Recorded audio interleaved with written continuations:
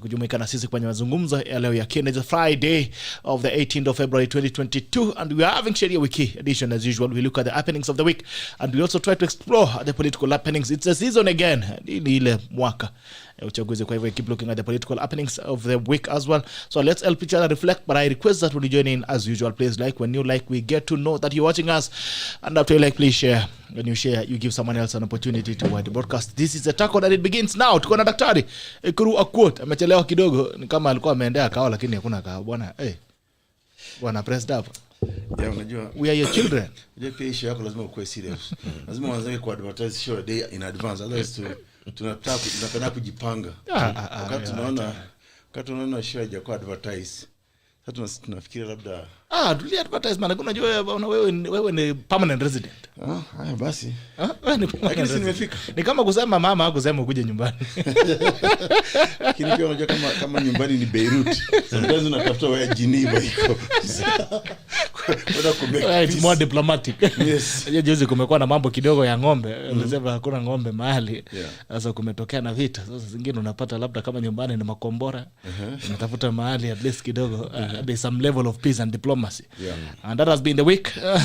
Karibu lakini. Asante sana. Haya, tuko na jamaa wangu hapa pia. I've always thought he's a Masa. Yes, I'm actually surprised. I think it's because of your afro. Afro mama. This afro. I have actually ancestry from Egypt. You know, us Kenyans, most of us Kenyans actually lived in the pyramid days. You know, if you look at this afro, you can see a pharaoh right here. Huyu ni pharaoh. Sasa ni kijana ambaye ni advisor campaign ya Raila, ila presidential campaign is an advisor there. Na nimesikia pia kuna kizungumkuti pale Azimio, majamaa wananyongana kama baba hayupo. Unajua nilikuwa nashanga kwamba baba biashua baba yuko, lakini unajui mama ni nani. Sasa zingine baba akiondoka kidogo ni kama kuna kuwa na mchemko ndani ya system. Atatuambia kuna nani pale. I think there has been some level of tiff between especially the outgoing governors. I think they're trying to battle out some supremacy battle. Na pia utatuambia punguza mzigo, ndiona umetangaza rasmi kwamba unakimbia. You are running for office. I don't know when you're launching your campaign. You need to tell us as well so that we can start preparing. We're going to even launch it here. And now we launch punguza here so we can launch anything. We don't launch punguza, we can launch it anyway. Do you still endorse punguza? Oh yeah, absolutely.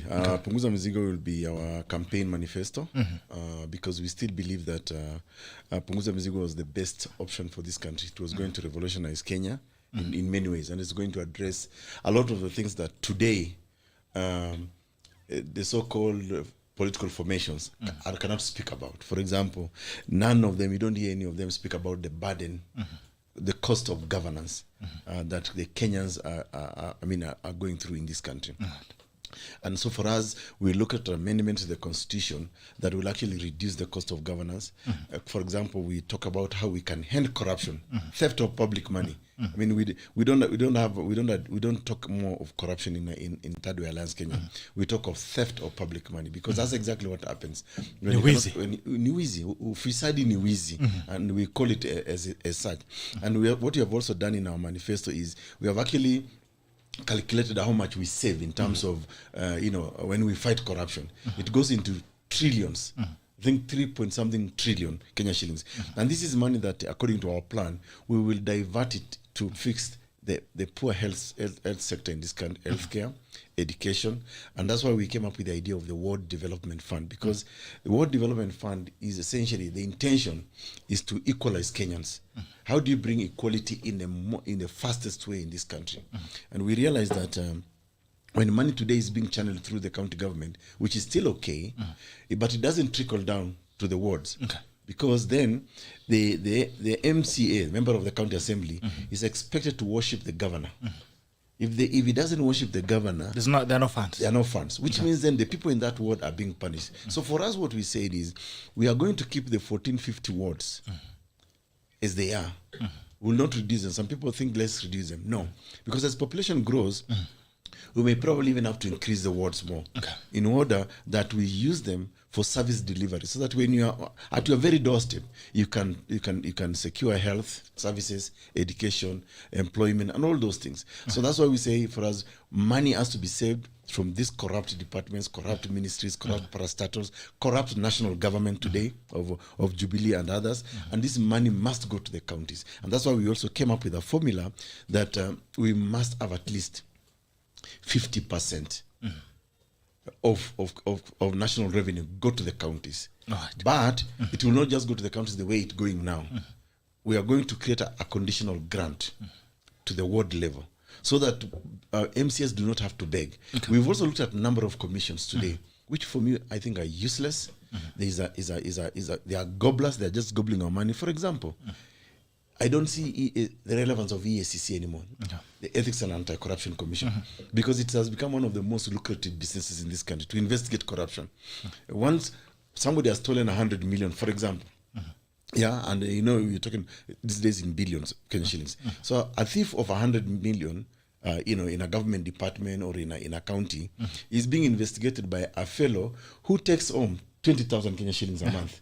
Yeah, investigating. So what corruption has done in the country is to those thieves, they do a cost-benefit analysis.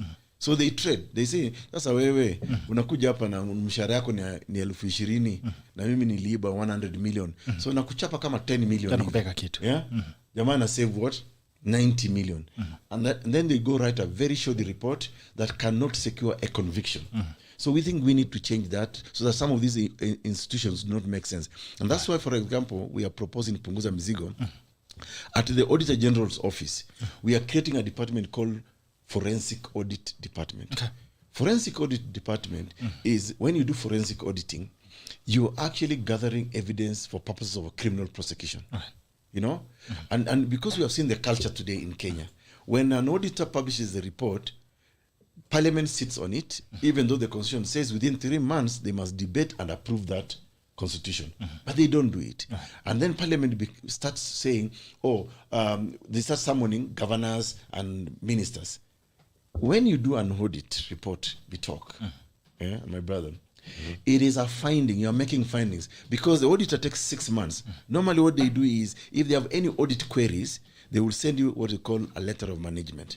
They ask you, okay, we have this, can you explain these aspects? This money, where is this money? So we realize that the way the auditor office today is created, it is created to facilitate theft of public money and not to secure any conviction. Because honestly, tell me which big name or minister, PS, governor has actually gone to jail for not accounting for money today? Not yet. None. They will be arrested, yes. You'll see them going to those revolving doors at EACC. They'll be kept there for hours, be questioned, and then after that, what next? Nothing. You remember there's a magistrate who was caught with 100 million. Somebody, or is it Oyaro or somebody? I can't remember the name. Today, where is that case? You see the cases that have been dropped. So for us, what we have said at Punguza Mizigo Kenya, which is our manifesto, we are going to tighten these nuts, but through a constitution, so that we entrench them. And we have even proposed that once the forensic audit report is released, we are giving DPP 5 days within which to open up prosecutions against the people who have not accounted for money, and that we have said also the trials of this, because the evidence will already be there, should be within 30 days. Why do we say that?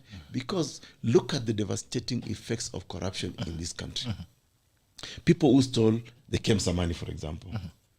Those we call them at Third Way Alliance Kenya mass murderers.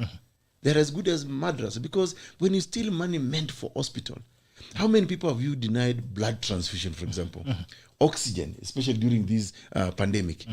What else can we call you if not a murderer? Amongst many others, we have also addressed the question of the cost of our election. The cost of our election in this country is astronomical. It's like life and death. Why is that? We have said, let's automate. If you have a national ID, what we have said, we are saying in our manifesto as Punguza Mizigo, is that you should automatically be deemed as a registered voter. This nonsense of saying, let's register Kenyans who have turned 18.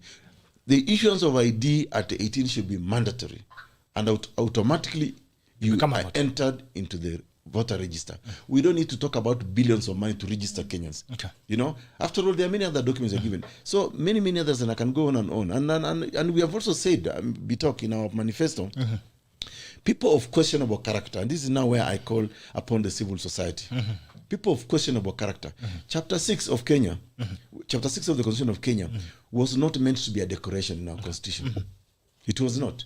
You know, when I was in the team that wrote this country's constitution, and when I listen to Kenyans, they say that one of the biggest burdens they have had to carry for the last 57, almost now 60 years, is bad leadership, irresponsible leadership, non-accountable leadership, a leadership that does not care. So we have said at Third Way Alliance Kenya, if you are on a very intense investigation, because now there is a question mark around your own integrity, you should not be cleared to run for public office at all.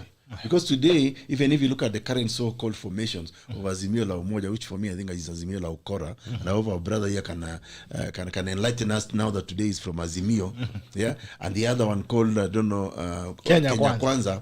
All of them ni watapeli wa kisiasa. Watapeli wa kisiasa because if there was Azimio la Umoja, the dream of togetherness, I think I got is that the right translation? No, the dream of Azimio la Umoja is the dream of oneness or togetherness in Kiswahili. You see, Bitok, let's be good students of history. In 1963, when it became independent in this country, that is when there was Azimio la Umoja. Kenyans came together, you know, after chasing away the colonialists. Okay? So there was supposed to be togetherness. We build one Kenya. And we also said that at that time, we must eradicate disease, ignorance, and poverty. You tell me today, for the last 57 years, during Moi's time, people used to say Moi was a dictator. Fair enough, he did not tolerate certain things, and he will throw guys into Nyaya House, Nyati House, and all that. Yeah? But I remember a system called Kenya School Equipment Scheme. Kenya Scheme Education, something like that. You know, even if you are in my far village, Todonyang, or uko Lunga Lunga, ama sujui Mpeketoni, the education officers will find you there, wanakupatia ile geometrical set, an exercise book, kalamu, squeezy, atakupata transport. So, there is nothing called Azimio la Umoja. After all, it's pure lies. Okay. Pure lies, because fellow who was calling the other day, conductor Mulevi, anavuta bangi, deputy, msiji driver muizi, alafu mwingine anamwambia mwingine huyo muondogoroki, muondogeke, you know, siji nini, ati now they are together. Let me tell you, Wakenya wanachezwa. Let's look at the other formation. Kenya Kwanza. Just before Mudavadi went sucking up to William Ruto, he was saying all the nasty things about Ruto. This guy is deputized theft of public money. Atujata niaka nalipiwa. Those videos are there. Sio mimi. In fact, we can even play to Kenyans wakitaka. Ziko hapo. Then all of a sudden, they are together. And all of them, there is a scandal attached to them. So what we are saying at Third Way Alliance Kenya as we go to 2022, and we are challenging Kenyans, you know, wake up. Stop being lied to. This political formation is about personal interest. It's nothing to do with your interest, by the way. Zero. Maybe let's wacha niangalia hapa kidogo ngwana ndio tukija kwa Githaika. Pauline Cherop, good morning. Good morning to you, Paul Kibiega. Good morning. Peter Nderitu the Uri, good morning. Mungalita continue morning team tackle tuning in from Covent. You know that Kingdom could be part of this morning's Sheria Wiki edition. Asante sana ndugu yangu, Mungalita continue. Good to see you this morning. Leo nyabaya. Link to Google Meet. Aya, sawa. Again, saidia link hapo tuone kama tunaweza leta wangwana kidogo tupige story leo. Kipkosga Chiriot, good morning sir, tuko ndani. Tetakol Coding Scripture Chir Bor, good morning. Tetakol watching from the place of Annie and Booz, Kabenes. Nembus. That is a neighbor to my village. The place of Annie and Booz. Annie and Booz. Imagine. Okay. Mr. Sharon, good morning. Sydney, Australia. Thank you so much to the guys from Sydney, Australia as well. The diasporans, we really appreciate it. It's a pleasure to have you this morning. Bowen, Arab Bowen. Good morning, Douglas, following from Tanzania. Peter Root KPR tuned in. Rukuto Elisha, good morning. Babake Willie, good morning. Good morning to you. John Kibor, good morning. Analyst falling from Eldoret. That's Santa Sana Janet Mumbi. Jane Mumbi, good morning, Team Tackle. Good to see you, Jane. Cliff Kanotieno, good morning, guys. Good morning to you, Cliff.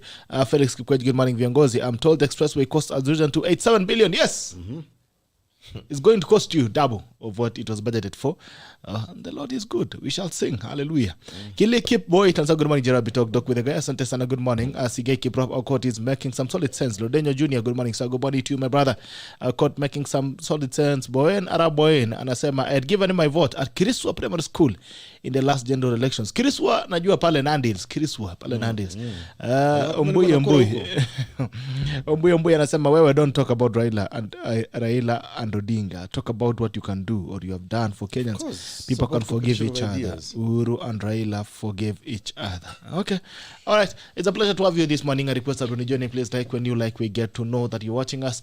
And that way, like, please share. When you share, you give someone else an opportunity to hear the broadcast. While out to radio here, I want to tell you that from tomorrow evening, kesho, batale pale Kas FM. You know, mimi suspension yangu ya high school ya kwanza. Nilipatikana Tenje. Nilikuwa nasikia ngoma bwana. Nimejifunika hivi na blanketi, nimeweka earphones. Kumbe jamaa ameingia na hata sina habari bwana. Nikasikia naguzo, kijana. Nikaamka nikakula wiki mbili. Everything guys, let's see you tomorrow every Saturday evening from 7 p.m. to 8:30 p.m. tukutane pale Kas FM in Kapkirwa. Kapkirwa is the courtyard where you get to talk about the issues that matter to the people, discuss leadership issues and also where the country is going to.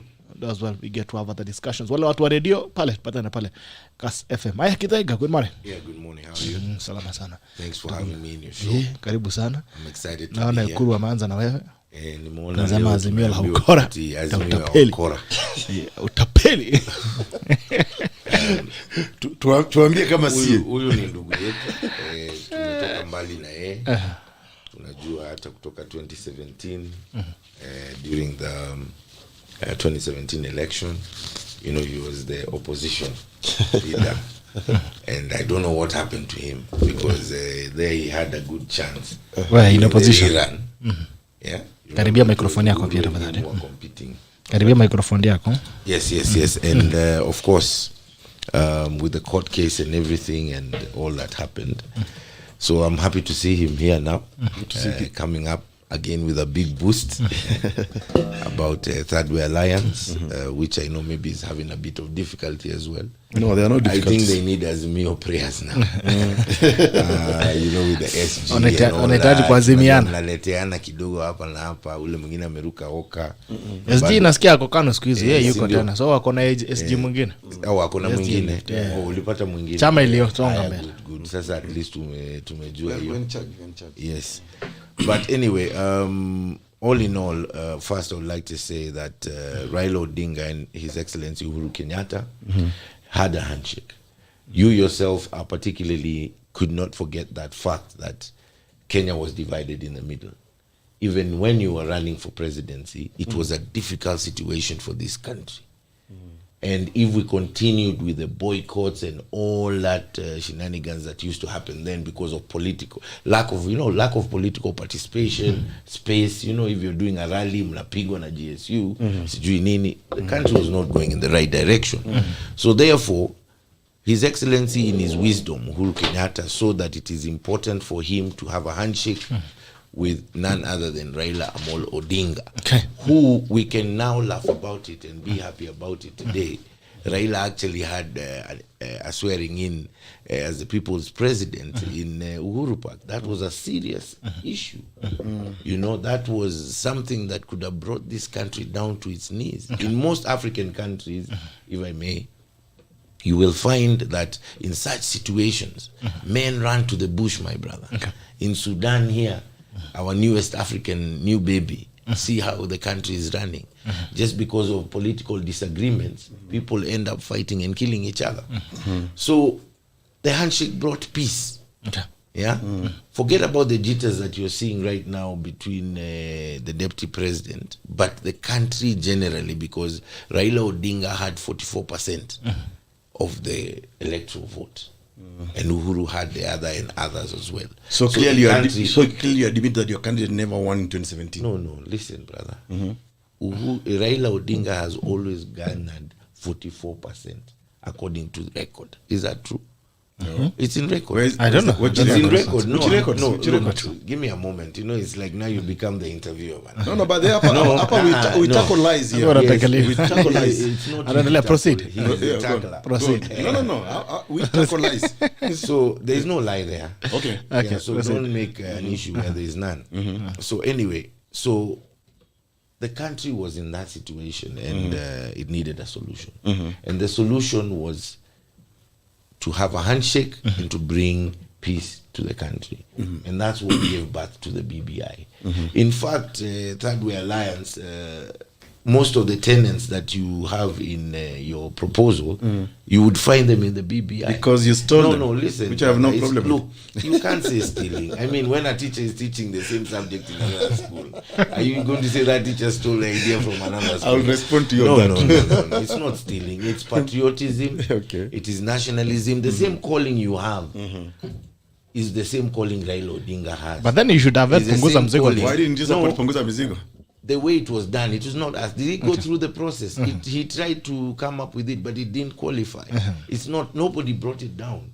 It's What just do you mean? probably the preparedness, maybe even your team, how you would do it. I don't know. I don't want to get into that. I really want to focus on moving on. Okay. So the BBI came, and it was a good document, but you see how it was torn up, even including you. You can't now, what happened to you happened to Uhuru Kenyatta and Raila Amolo Odinga. Trying to bring that reform and change that you want. There are people who are opposed, my brother. And especially at this time, I would really like to urge you to look for friendly people, because like in Germany, coalitions are the ones that are going to sustain governments. Okay. And in Kenya, already with the coalition amendment that was done in the Political Amendment Act, the coalitions are the way to go. Okay. So I'm urging my brother to come to Azimio. Join us. Never. No, listen, there's no point of fighting like that until you're beating your chest. Never. Yeah. Brother, if you have similar, look, right now we're going to make decisions for this country. And the reason why this country always makes a decision one or another is because of lack of discussion and discourse. Why don't you come and debate with us? Bring your tenants to us. Let us bring our tenants to you. Listen, brother, it's political discourse. It's not fighting. So that then when we agree, we say, hey, we have agreed, we have a few things of differences, but hizi zingine, the overall agenda is to make Kenya a better nation. Make Kenya a great nation.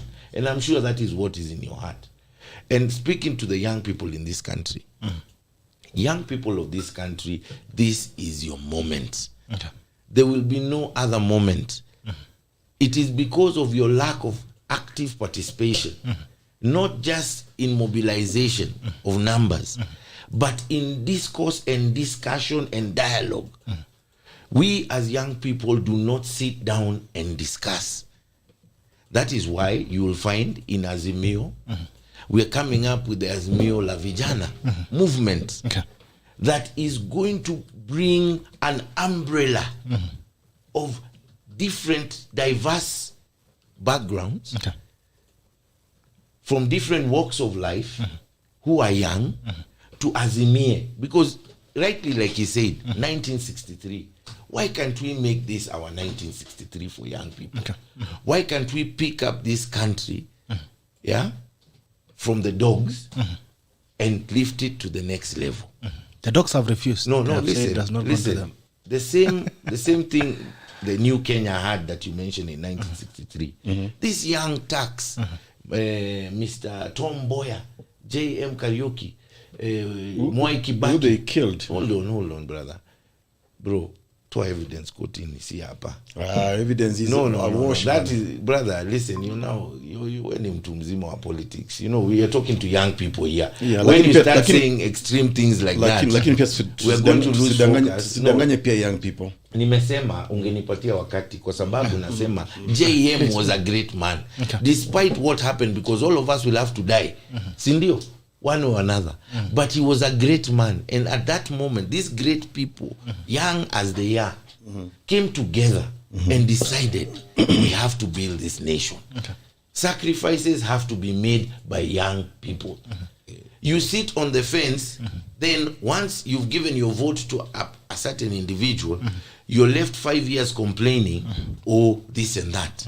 It is time we come together, and that is why we at Azimio are calling the young people to join this movement, so that the things that he's talking about, do you know what we want? Do you know what young people want? Right now, the level of corruption in Kenya is not about a political party or a membership in a political party. It is about the degradation of Kenyans in general. It is Kenyans who receive bribes. It is Kenyans who are stealing. It is Kenyans who are committing crime. So we want to talk to the Kenyans so that we can have a renaissance. That is what this country needs. And just as I continue, I want to show you that there is an individual right now in this horse race that is currently going on politically. And his name is none other than Raila Amolo Odinga. Raila, can I respond? Hold on. Let him finish. You had enough time, brother. Raila Amolo Odinga, I want you to show me your CV. Wewe sasa. I want to challenge you hapo. Unioneshe what you've ever done for this country. Oh, please. No, wait. My CV I compared to can give Raila. you, wait, brother. Okay. Wewe umeserve commission ndio, umekuwa pale juu. Si ndio? Sijui ulifanyia watu nini, sasa leo ulikuwa hapo. But what we are saying is this. Raila has the record that this country needs in leadership. He has the experience because he knows the different terms and the different political dispensations that we've had. Hana makasiriko kama watu wengine, kama ndugu yangu hapa na wengine. Listen, I want to say this. I have never voted for Raila and many young people in Central. But I am telling you, the biggest surprise will be done because we will be safer in Raila Amolo Odinga's hands, and he has the dream and the 10-point agenda that includes all people, including wamama, baba care, kazi kwa wote. You understand? So, brother, unless you're giving us your CV first, and you're telling us you've been jailed 2 times for political reasons, and you fought for the constitution, devolution, freedom of speech, then I will give you that respect. And just to conclude, and on the other side, before I go, the other horse, who at least sasa tunasikia is William Samoei Ruto. You can see who has lost numbers of late. Raila Amolo Odinga in 2017 when he was running as well, he merely got a few votes in Mount Kenya. But right now, even the DP people are admitting that Raila is on a rise. And that is the ascent of Mount Kenya. And we as young people believe that Raila is safe for even Mount Kenya and to take us. And I know, and I want to conclude by saying, yes, they were saying Mogoroki, they were saying all these things. But let me tell you, the handshake brought peace. There is no more Mogoroki. He is those people who focus on negative energy. You know, if you put your mind in negative energy, you will never grow out of it. All right. Yes. Okay. Let me respond. First of all, welcome to the show, GITHAIGA. And in this show, we don't entertain psychophants. This is the and when lies are being told, we call them out as they are. First of all, let me correct you. Raila was jailed the first time for trying to overthrow a legitimate government of President Moi. Don't forget history. Which we suffered under for 24 years. Give him a chance. When you attempt to commit a coup in this country, you must be jailed. In fact, he is lucky he was not even hanged by the neck until he dies, as the law says. Karibu kwa wiki, Sheria Wiki. We like to remind people of the laws. When you commit such an atrocity, the law of Kenya says you must hang by the neck until you die. They only hanged one guy and a few other guys. You know, boss, I don't know what kind of CV you're talking about of mine compared to Raila. Is it educational CV or political CV? Because I can give you both. I think we can look at both. Let's look at both. In the interest. It is very clear where I went to school. I went to school in a place called Majimoto Primary. Kwanza I started in Kapedo, went to Majimoto Primary, went to Mtongwe Primary, Ogotio. Then I went to Cabernet Boys, went to the University of Nairobi for my LLB degree. Then I went to University of Warwick for my LLM and later on a PhD. And I taught at the University of Warwick, came back to this country, taught at the University of Nairobi and the Kenya School of Law. In a nutshell, that's my CV. And I've worked in many international agencies, including the current advisory opinion I'm offering to the government of South Sudan and UNDP on the constitution-making process.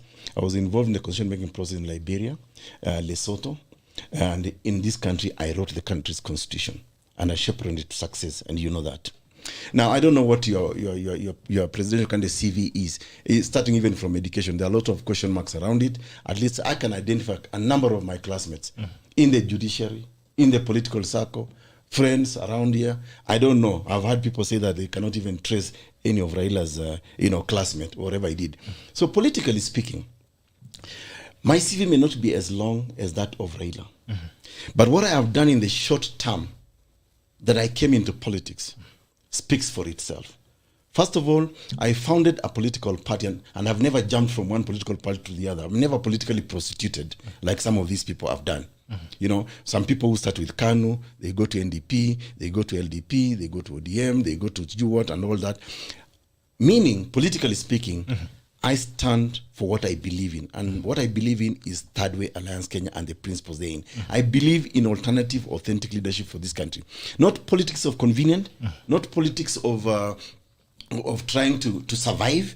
You know, I also believe in the truth. I don't have to gang up with you because of our personal interest. So that is my political CV. By the way, let me also educate you a little bit what we did politically as Third Way Alliance Kenya under my leadership.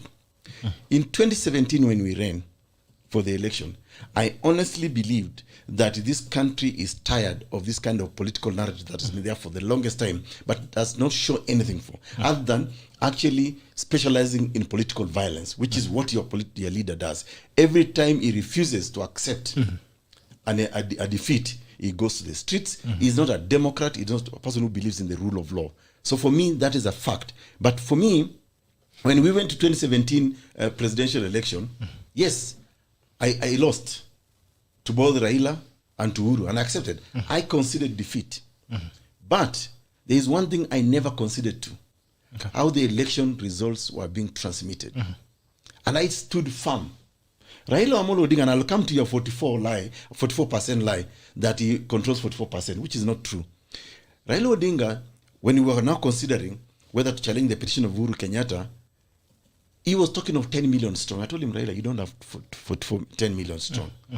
And if you don't believe me, call Senior Counsel Orengo here and Senior Counsel Ahmed Nasir, because I spoke to both of them. And we cracked the figures.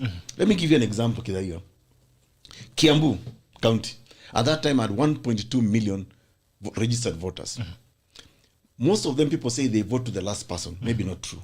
But let's even give Kiambu 1.1 million, which all actually went almost to Uhuru Kenyatta. Now let's count. Let's bring Luo Nyanza, vote, which is what Raila actually controls, the presidential candidate. Kisumu, Siaya, Homa Bay, Migori. We assume, let's give him 100%. They could not even match Kiambu alone. Okay? Ujaongeza, Murang'a, Kirinyaga, Nyeri, Nyandarua, Laikipia, and all others. Okay? Which are tribally controlled votes. Now, forget about the others that they share, Nairobi, Mombasa, and the rest. So, let's stop telling people a lie that Raila won. In fact, I campaigned and voted for Raila in 2007 because that is the time I believe Raila actually won election. That is the only time, 2007. All these other time, Raila never wins an election. He claims that he's the only guy who has fought for this country. Now, let me come to that lie. We all deserve to die, my brother, and we will die at some point. But we don't deserve to be killed. And that is the story of the young revolutionary political leaders of J.M. Kariuki, Tom Mboya, and others, Pio Gama Pinto, and the rest. The moment the regime, which now Raila Odinga is candidate, is supporting, so that there is a younger people here who can influence mindset of Kenyans to bring change, they were taken out. Evidence is there. Pio Gama, Tom Mboya was killed on the streets. Nairobi, the same thing happened to J.M. Kariuki. Was found in a forest. There's an inquiry to that extent. In fact, all this information is available on evidence. Pio Gama Pinto, the same thing, and many others. So, I think the regime has killed very transformative mindsets. Now, you talk of young people, my brother, and it's not for me, to be honest with you. This is the tragedy of Kenya.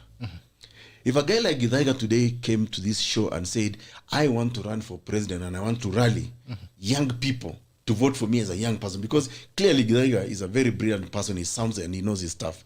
The problem GITHAIGA have with people like yourself, as young as you are, you have always danced around and become sycophants of the political demagogues in this country who have lied repeatedly. The question we ask at Third Way Alliance Kenya is this, and one of our pillars, by the way, is that young people, the youth of this country and women must take over government. Okay. You know? Because why, GITHAIGA? You boast of numbers. So what? What have you done with your numbers? What if young people today came together and say, you know, we are the ones who have got the longevity of life in this country. We are the ones who are struggling every day with matters healthcare, with matters education. Unemployment today is at the rate of about 70%, GITHAIGA. And who suffers the most? Actually, is the young people, the youth. We are the ones paying the loans. But what do? We never want to change this, because the way the system is choreographed in this country, GITHAIGA, is such that young people actually become subservient to those people who choreograph us. Okay. And that's how we actually go into their own trap. Now, the handshake, my brother, the handshake was a good thing. And all leaders must shake hands and create peace for a country. Good. But not lie to people. One, I was in this country in 2017, and even before that, and 2018. There was no war anywhere. Who was fighting who? And GITHAIGA, maybe you should now tell us who was fighting who. The reason the handshake was a lie, because first, it was supposed to be to build bridges. But let's also bring an example here. If you could not build bridges between 2-3 people at the top there, how then do you build bridges with the rest of majority? Let me tell you, GITHAIGA, the way our politics is choreographed, and you know it very well, the coalitions you talk of, which for me are really lies, it's about personal interest. Uhuru and Ruto went into a coalition. Why? Because Uhuru knew on his own he could not win the national vote. So let me bring a partner called William Samoei Ruto, who will bring a political constituency. Yeah? Let me also reach out to other people in Western Kenya who will bring at least 12 constituencies into Jubilee. You know? So it's about the vote. But your presidential candidate, coming back to him, he refused to obey the law. He refused to accept defeat. And I remember asking Raila, now I go to the repeat election. And this was, by the way, part of our contribution in this country. And you may not accept it, GITHAIGA, but if you read the Supreme Court judgment and the pronouncements of Justice David Maraga, Emeritus, he said because of irregularities and illegalities committed in the transmission of results, we are nullifying this election. Do you know where that came from? It didn't come from your party. It came from an audit report conducted by Third Way Alliance Kenya and our national chairman, Miruru Waweru, at Bomas of Kenya. And Maraga, nobody, ask Ngatia, ask Ahmed Nasir, ask PLO Lumumba, none of them even disputed that audit report. It's quoted verbatim. So that's our contribution politically. And we nullified this election. When we nullified it, Maraga said what? Go and repeat this election in accordance to Article 140 sub Article 3. Go repeat it afresh. Those are the words in the Constitution, my brother. What did your candidate do? Your candidate, together with Uhuru, wakafanya ukora yao pale IEBC, they choreographed so that it's only the two of them who were gazetted. I said, no, you cannot do that. The Constitution is very clear. Article 140 sub Article 3 talks of fresh election. And he said, we are nullifying the election ab initio. From the very beginning, as if it never what? Never happened. That is the law, Bitok. Okay. That's the law. Your candidate, akatoroka. Akasema, I will not participate in this election. Why? Because he was planning for a Nusumukate government. And that Nusumukate government comes with violence to the people. Again, who saved this country? It was Third Way Alliance Kenya under the leadership of EKURU AUKOT, who went to court and before Justice Mativo. And we said, no. The Constitution of Kenya has been breached here by these two individuals. They want to put themselves on alone because they want to go into a coalition. And true, the handshake has proved that actually they wanted to go into a coalition. So I asked Raila, and I remember having lunch with him, and asked Raila, why did you use the Constitution of Kenya to nullify the election? And we supported you. But now you don't want to follow the same Constitution that says this is how we're going to a repeat election. Okay. And therefore, GITHAIGA, my last point to you is this. the swearing in as people's president. Did you know it has actually offended Article 3, Sub-Article 2 of our Constitution that says you cannot attempt to form a government other than that which is constitutionally mandated? You know? You could not. So that is the law. So the swearing in was very wrong. It offended the Constitution. And for me, honestly, if we had a properly functioning electoral management body in this country, IEBC, they should bar Raila Odinga from running for the presidency of this country because he does not qualify, he is not fit, especially because he saw himself as the president. And that went against Article 3, Sub-Article 2. It's a treasonable offense. And we must call a spade, GITHAIGA. All right, GITHAIGA. Yeah, I mean, if I start by that point, of course, mistakes were done. You know, we have to admit. The both sides, you know, Uhuru side, like he said, I mean, and that's why, you know, and he keeps going back to the handshake. You know, that's why people shake hands. You know, Raila did not do that because he was doing it for his family. This was a political contest. And he protested. And he did it because, let me tell you, the same constitution that you said you aided in its making provides also that kind of level of freedom. Let me not lie to you. Because it wasn't a violent, it wasn't a coup d'etat. It was violent. No, wait, my brother, please. It was violent. No, we are saying the swearing. Okay. Please. So it took Kenya in Africa, from here to here. Because the level of tolerance that was witnessed at that time is exemplary in the world. All right. And even the handshake itself has been studied by European countries. Because, like the Sudan country that you're saying you're working on, the South Sudan Constitution, South Sudan, just a small tiff, like the vice president wasn't given time to speak. Poop! Tomorrow, the soldiers are armed in the bush and they're killing each other. So what we are saying, Kenya had not reached that extreme, of course, but the handshake brought that stability and peace because the fight was between these two. Okay? And we have to acknowledge that. Now, you yourself, you say that Uhuru Kenyatta and Raila Odinga conspired. I don't believe that per se. Because even when you went to court, you believed you were going into a process. Yes. So this was a competition. Okay. The one Raila Amolo Odinga's side said, "Apana IBC, we don't trust whether they'll conduct this election fairly, especially going by the nullification from the Supreme Court."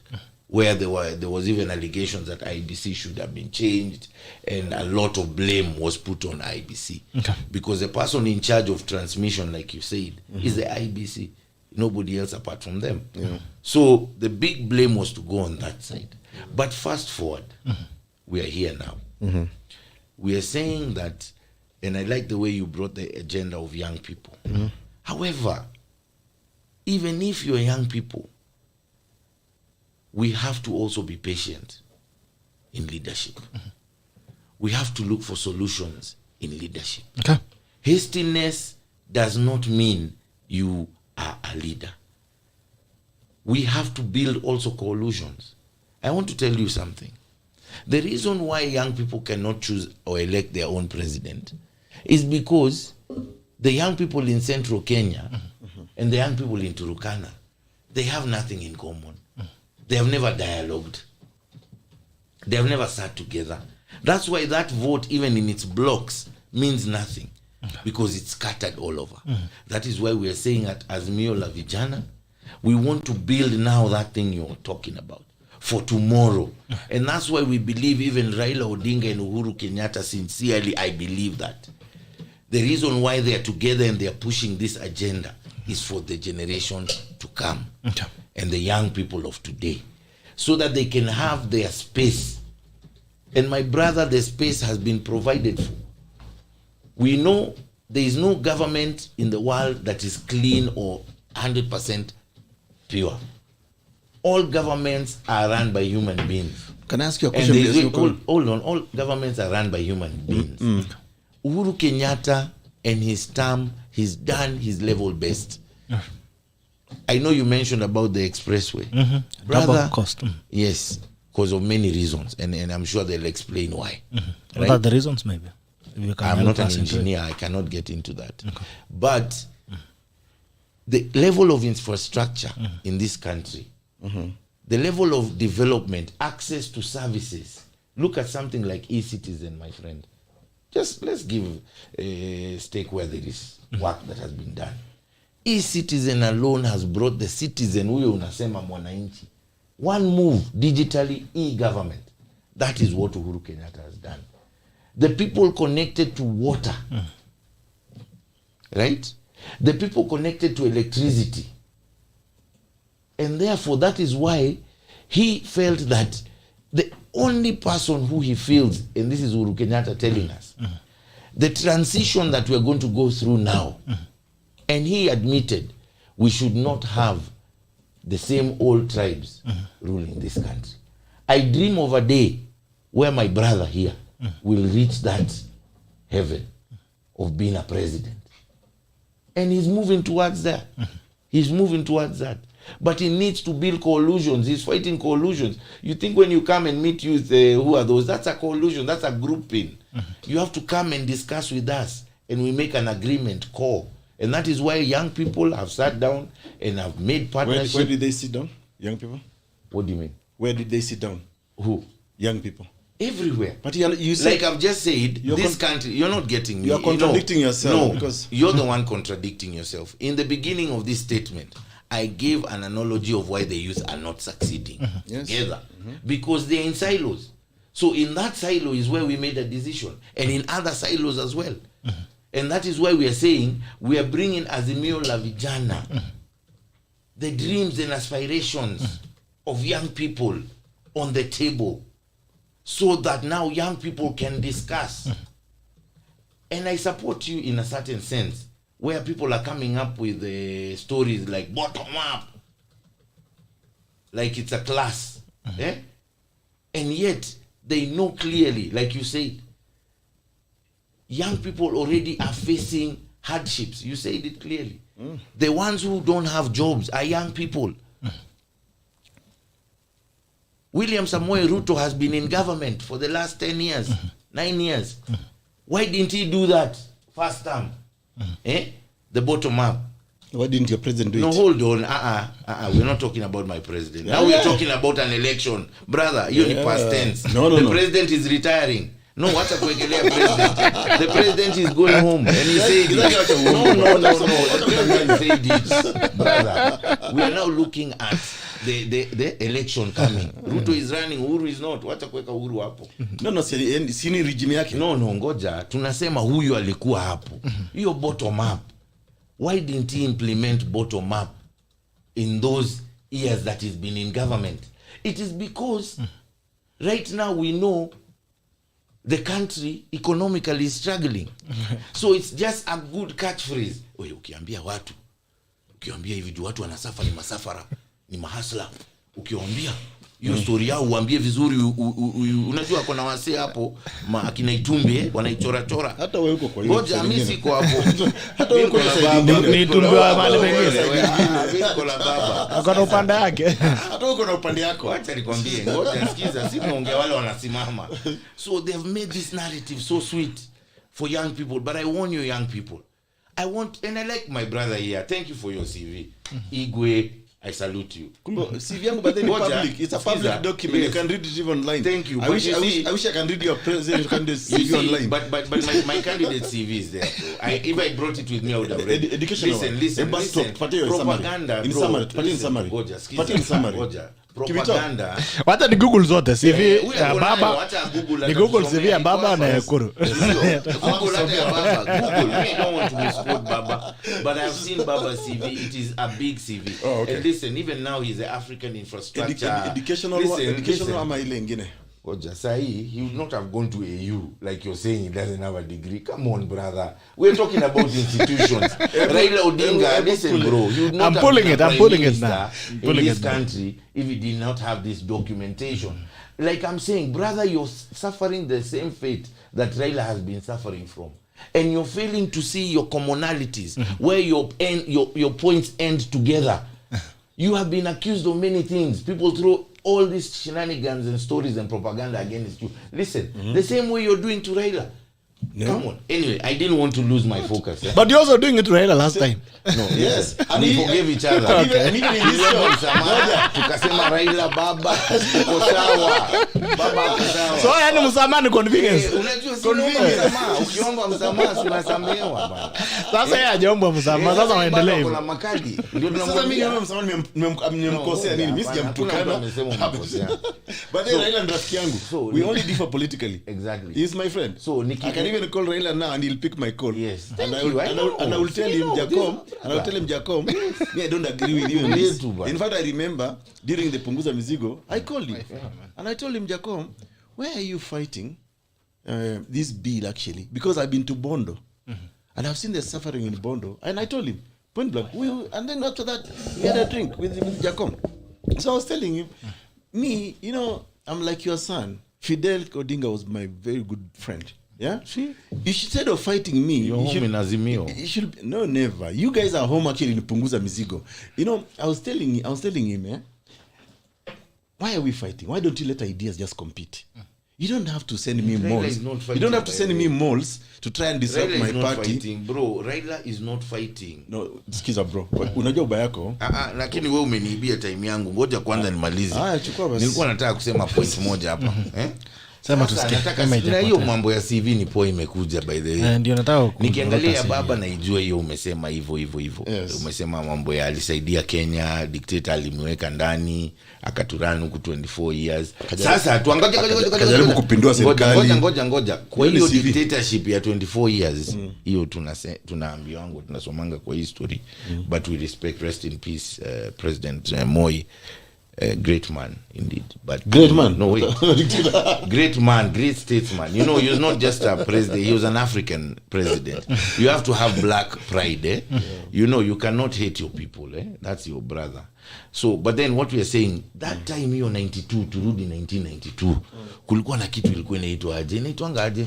Sijui why? YK92. Youth for Kanu. Sasa hiyo ni CV ngani hiyo? CV mbaya.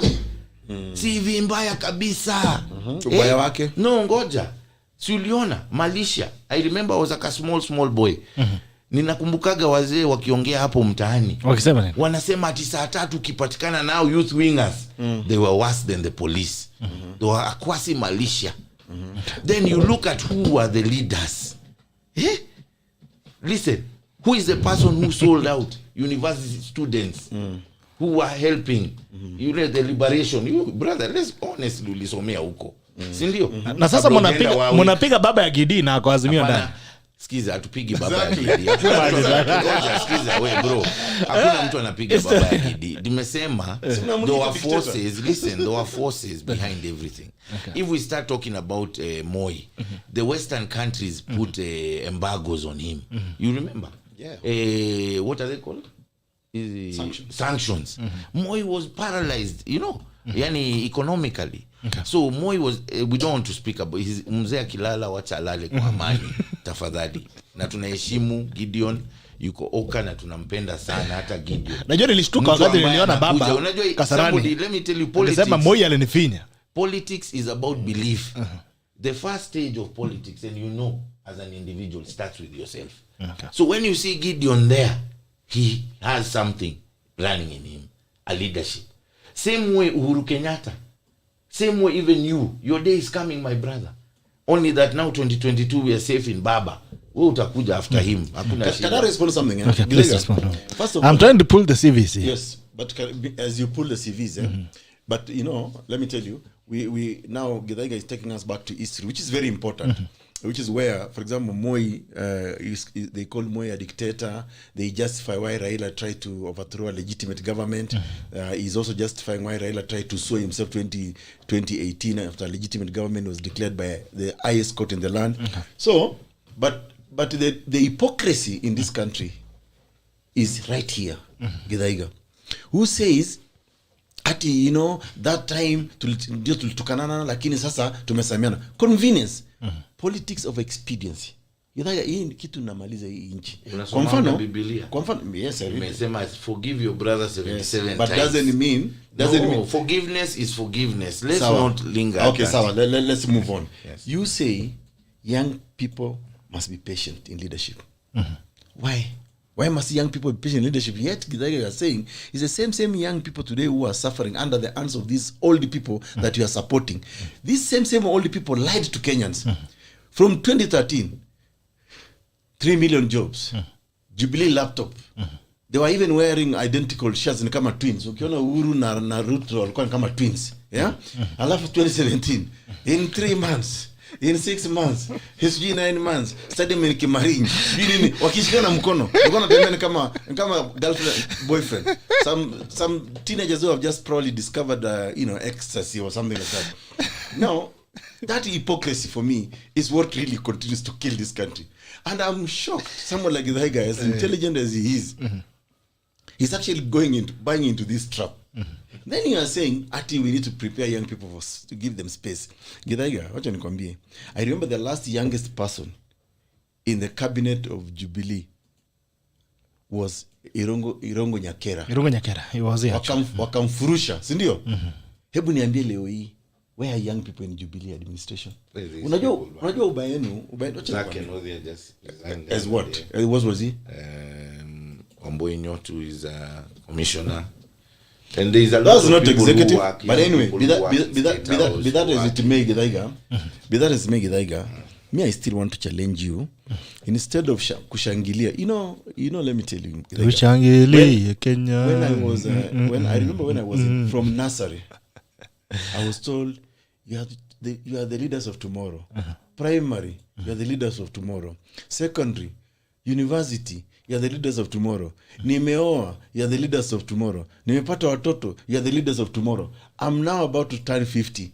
Kwani, when is this tomorrow coming? What I'm telling you, Githaiga, is this. The youth in this country must make today, tomorrow, today. Because their daily life struggles are felt today. Yeah. And these people that you actually are revering to politically have been in those regimes and government for a long time. The same Raila ODINGA, who you have now joined, who, of course, you castigated him in that time, but Kim Mesamiana. It's okay. Thank you. But never question the fact that why are political promises not being fulfilled in favor of the young people? And for me, I still hold the view. There are young people elsewhere in the world who have actually made tremendous change in their countries. Bill Clinton was a very successful president in the United States who even left a surplus economy. Joined politics, I think at 42? Thereabouts. Barack Obama, who actually brought reasonableness in America, joined president at 44. Emmanuel Macron of France was 39 or 40.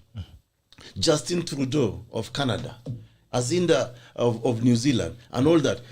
And our people, our young people, run to these countries for refuge. Yeah? They go there to clean the streets, the supermarkets, the old. A country whose economies are successful, but run to clean the old. But yes, but run. Yes, they go into those hospices and to clean. Our young people are running to countries like David Cameron the other day in the UK. They are asking, we need nurses. Australia, run by young people. Okay.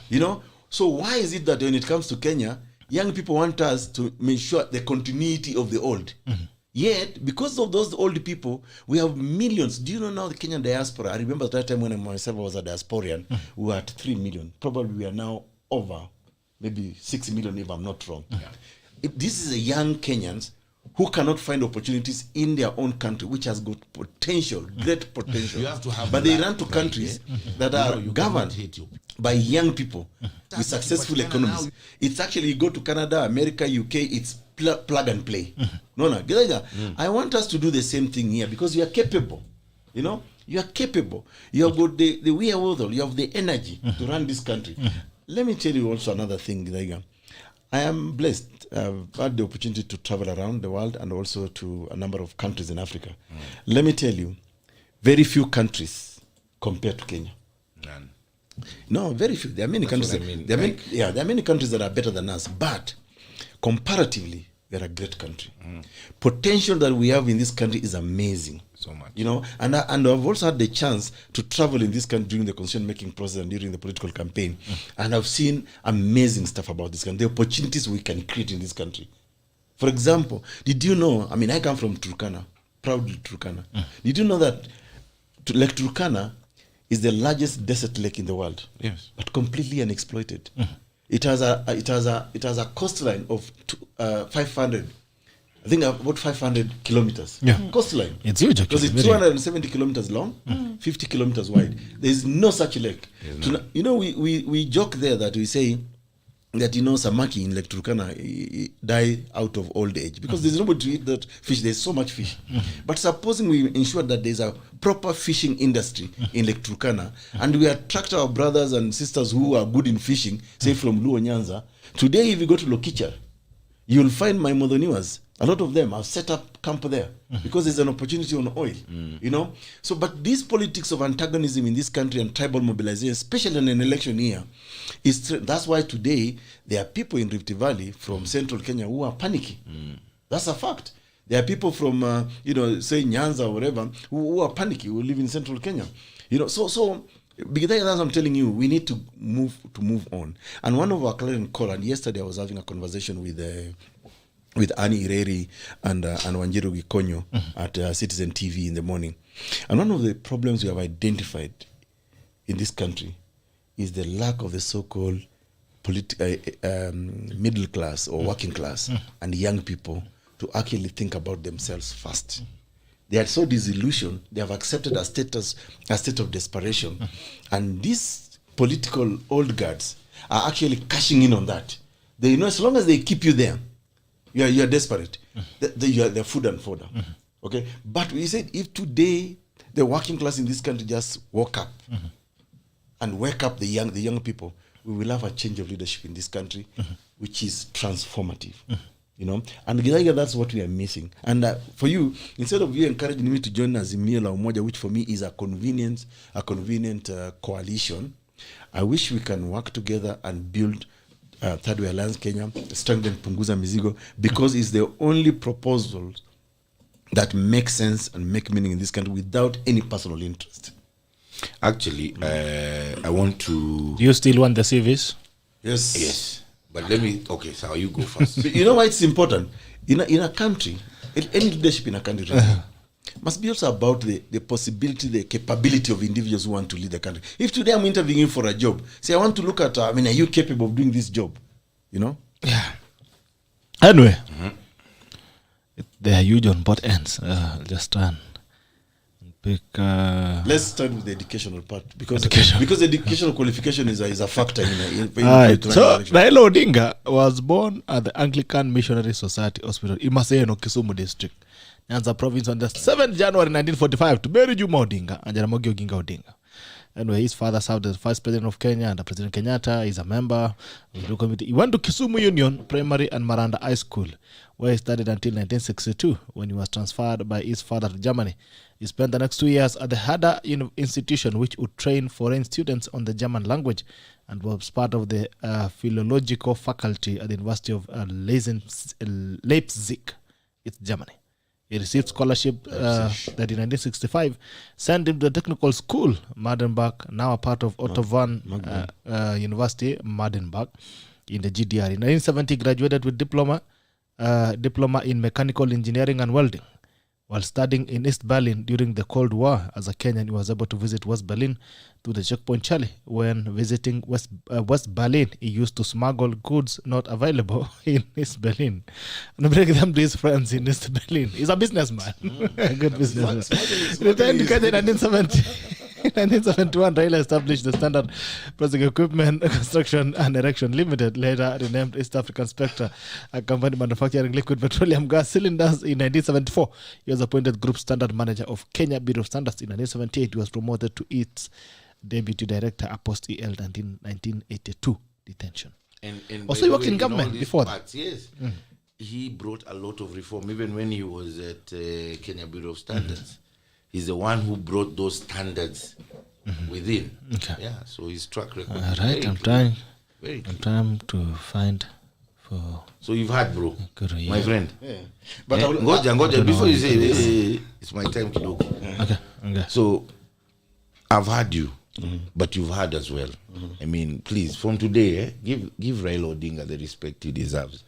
I don't believe... He must also, respect young people. No, listen first, bro. I listen to you, now it's me. Tafadhali. What I'm saying is, you are here on online TV, okay? The best place to be, you know? Courtesy of our brother. And this is a show that is watched globally. Yeah? And you've heard the CV has been read, and Raila has gone to tertiary education. Okay? So that issue, please, for respect and moving forward and brotherhood, you know, this brotherly love, please put that aside for, watch your story, kusema Raila sijui CV yake, that should stop. You're a gentleman. You even said he's your friend. So don't work with our enemies to continue misguiding the young people in this country that Raila Odinga does not have. You can make a good diplomat. Yes, and he has the education that is there. If Azimio wins, I want to see you as an ambassador. If they don't make you an ambassador. Raila Odinga is so now, kidogo. On the issue of youth, and sincerely thank you very much for putting youth at your heart, because it's very important, universally speaking, that in this country, I remember when I traveled to New York, I used to go for some United Nations assemblies, and the first time I went New York was in 2017, January. I came back, I was very pissed off because the level of development, organization, I was like, what's happening to this country? And I put my issues out to the president, and I believe he listened also to that, because you can see the level of infrastructure, work is like now NMS is working day and night. You know, our roads are paved. You know that city in the sun that you always envision. At least you can see Uhuru Kenyatta has built onto that. Maybe it's been high in terms of how much to borrow. It's been a very sensitive time economically, even in the borrowing field. You know what I mean? So we know very well that His Excellency has done good for this country. However, on the youth matter, why we are calling it Azimio la Vijana, not Azimio la Umoja na Vijana, is because we want to be on the table. Negotiating. Yes. And Baba Raila Amolo Odinga, I can assure you 100%, has given us his blessings. Okay. And he said, endeni mtengeneze, mulete vijana wote wa nchi yote ya Kenya, sehemu zote, wale ambao wataongelea haya mambo yenyu kwa meza yetu. Kwa sababu Raila kuna kitu moja amesema, mambo ni kushirikiana, partnership. And that is what we want to build. And since we have not organized ourselves to the level now that you are talking, of having our own presidential candidate, yes, we are left but to choose the one we will support, and looks like he can enable that vision. Okay. And Raila Amolo Odinga has even the Azimio inawezekana. Inawezekana nini is about yes we can. Yes, the dream can be achieved. Right? So we're calling upon the young people in this country, and I shake your hand on that, to form together from the grassroots. Let them form opinion groups to decide who are we giving this seat. Right? Let them give us as Mio an opportunity to come and visit them. We do it peacefully. And the country continues. And that is what I can tell you Baba wants for this country. He has no any further interest. He wants to see the things that maybe you say he didn't achieve before. And now is the moment he has to achieve them. Yeah, bro. Thank you. Fair enough. If you have any rejoined as we move forward, let's look at the newspapers. The headlines of the day. But why are you being biased? You read Raila's CV. No, yours is very heavy. It has refused to load on the computer, so I'm trying to load on the phone.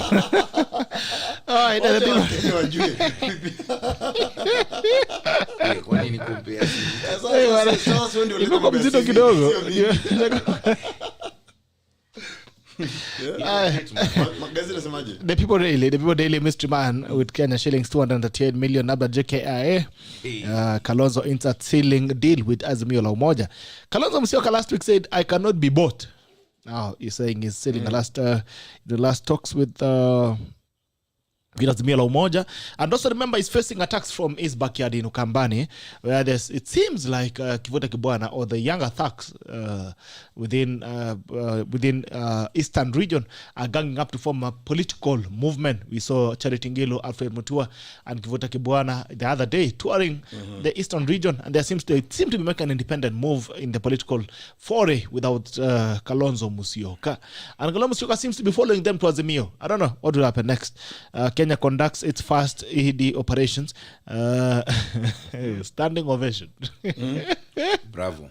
Yeah. His first what? The first transfer of Nini.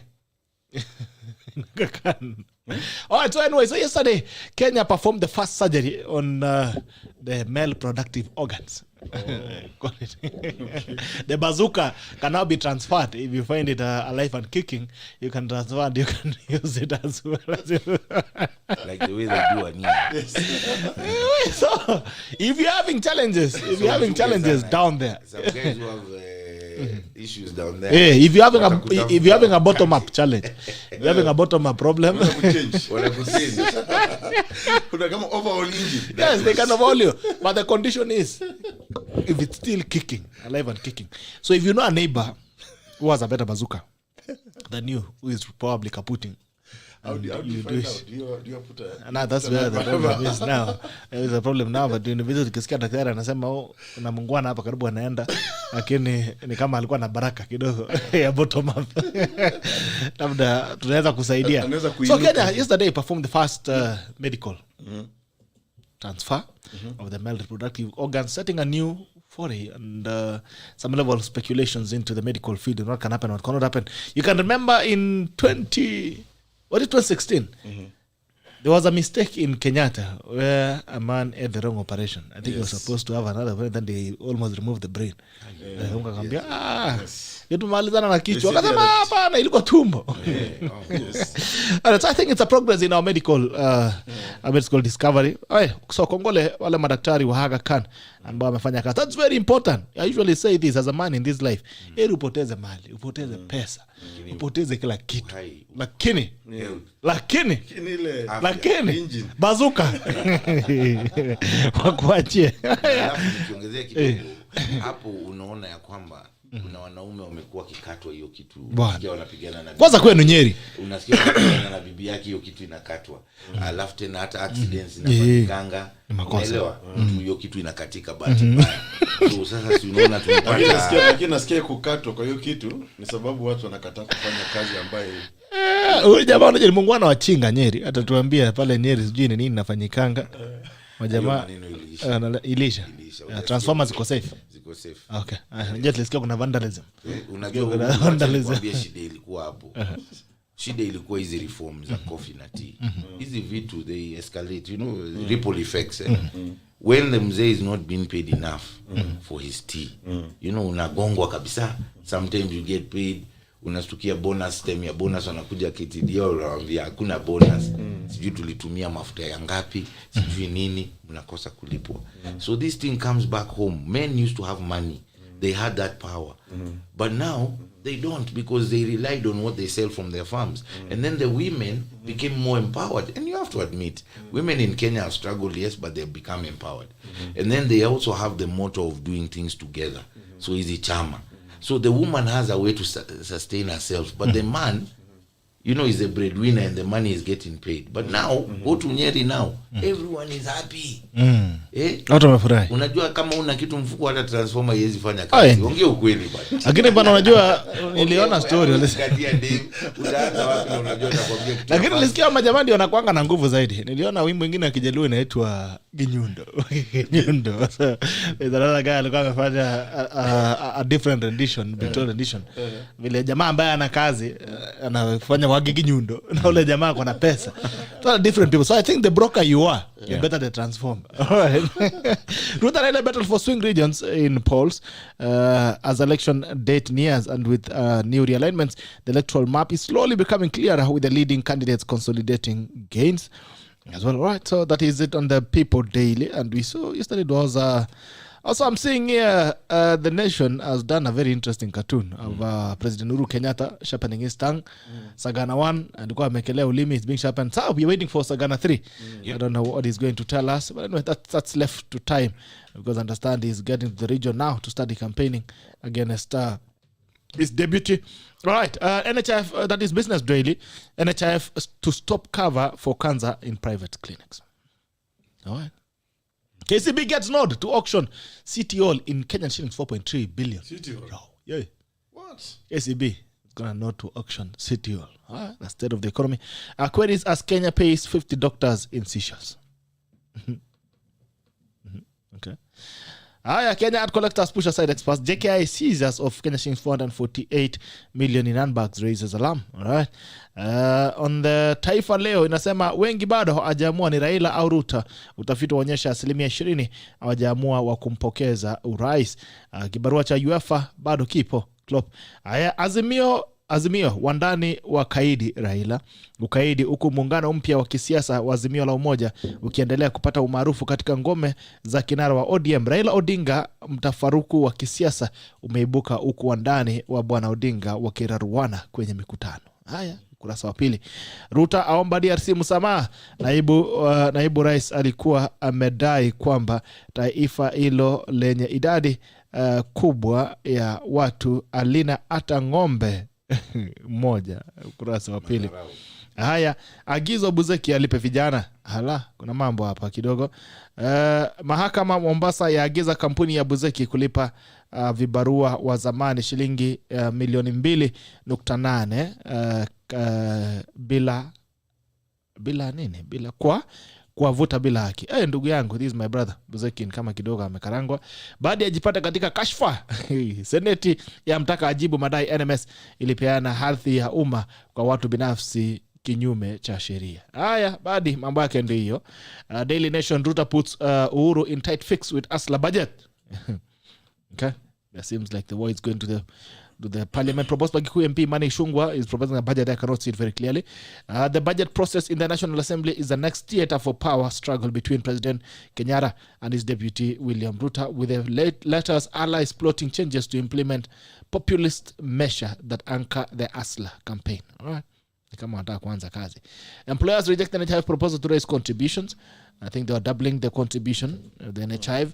And also on the Star, Musalia best bet for Ruto, Kenneth for Raila. Paul joining DP seems to have propelled Mudavadi to position of preferred running mate. Who will be a running mate, best running mate and deputy Raila Odinga. Raila Odinga wake yuko wapi pale? Peter Kenneth at 6.6%, Kalonzo Musyoka 10.5%, Martha Karua 9.8%, William Ruto, Musalia Mudavadi at 33.9%, Rigathi Gachagua 19.6%, Martha Karua 11.5%. Gadi Scott in Mombasa conduct vast virtual wedding. We are in talks with Uhuru Raila to cobble deal. All right. Okay. The Standard, Kalonzo reveals new talks with Azimio. I think we had mentioned that Kenya maintains lead in curtains of fall on rally. All right. Two governors, two deputies on Wajir. By the way, Wajir kuna kisungumkuti pale. Magavana ni wawili, deputies ni wawili. I don't know, you let us interpret that. I think we start with that from in fidelity. In fidelity to the theme of the show on Sheria Wiki. What does that mean for the people of Wajir? Well, first of all, during the impeachment, the impeachment of the Wajir governor, and after, of course, the fact that now his win has been overturned, it means we go back to the beginning, because that it comes with a court authority and a court order, which means the governor, the original governor, I can't even remember his name, then needs to assume office immediately. That is the law. Because he successfully challenged using the constitution, his impeachment, his removal from office. Now the court has reinstated him. It's just basically reinstatement. Yeah. So he should assume office. That's as simple as that. Okay. So the governor who had been kicked out will assume office. Yes. But for how many months now? Well, even if it's for a day, so long as there's an active court order that says that he's actually was legitimately elected, so that's the law. Okay. And I think then what should then happen is he should also not come with a deputy. All right. Because the deputy was holding it, because by law he was also by law. Yeah, and also so I think what he assumes the governorship, and then he's the now governor, or quote unquote deputy, who was his deputy. Yes. Then exactly. Lakini kuna mtu atalose kazi hapo. And then they kind of just shake hands and and continue for the people, because you see, your mambo. No, this is the thing. The handshake should have been devolved by the way. and devolving of handshake. Yeah, because even that's why in Azimio we're not having a very, very hard time. You need handshake within handshake. Yeah, handshake. Yeah, Eastern ilifanya. Another thing, maybe you'll help us understand this. I think we've missed a call here. Okay. All right. Wacha tufungue bunge kidogo ama namna gani? Tufungue bunge kiasi. The most important thing is in that issue of Wajir is to say there is a court order, so it has to be enforced. Okay. So orders are not just given in vacuum. So if there is a court order, and the enforcement of that court order means reinstate this guy as governor. Whoever is governor right now must then go back to his original position. Exactly. So the effect of enforcing the order, which is not given in vacuum, is that he assumes his office as he then was. And furthermore, I believe the Constitution has provided the commission. There has to be a commission that looks into matters like that. It should not be left for them to deal with the issues of conflict resolution, right? There should be a formation of somehow intergovernmental working together to see that this conflict between, because the law has the legal way meant that the governor who was out was reinstated. Yeah. So there is no appeal to that, right? Because the guy is not the one who was prosecuting the case, so he has nothing to appeal about. So he has to go back to the deputy governor. However, there has to be a resolution mechanism. And this is where, they should learn from Uhuru Kenyatta and Raila Odinga. But what is there to resolve? On the handshake. What is there to resolve? No, what I'm saying, look, it's a conflict. This guy, both egos are high. All of them are saying, Mr. Oki, mina enda, mina ingia. There is that push and shove. Sawa. This other guy thought, listen, in his mind, that he's going to win the case, he's going to continue being the governor, acting. He was acting because the case was in court. So what they need to do is shake hands and share power, and may the best man win in 2020. There is no opportunity. There is no option under our constitution for power sharing, especially at the county level.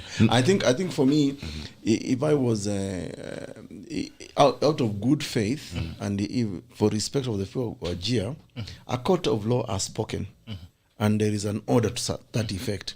So let's respect the court order. Let this guy resume his office, and this guy goes back to his deputy governor's position. Kila mtu arudi kwake. Haya, bunge la mwenye nchini kwa nambari ni 0779-800-010 au 779-800-010. Unaweza piga simu kuweza kuchangia kwenye mjadala. Nambari ni 0779 ama 0779 800-010. Haya.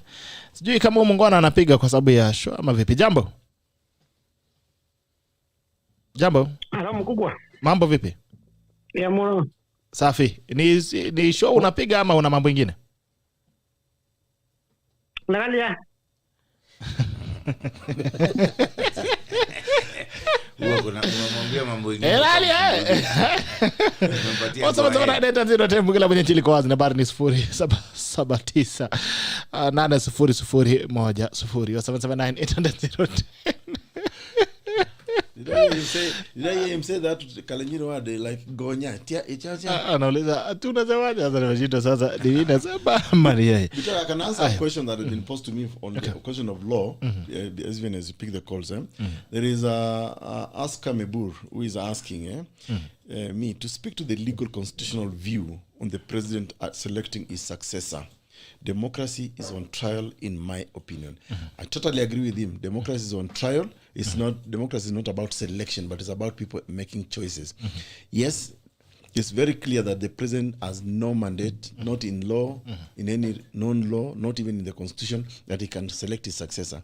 The people who elect, not select, his successor are the people of Kenya upon the presidential candidate presenting himself before the people and you know, and offering himself and saying, this is what I will do for you.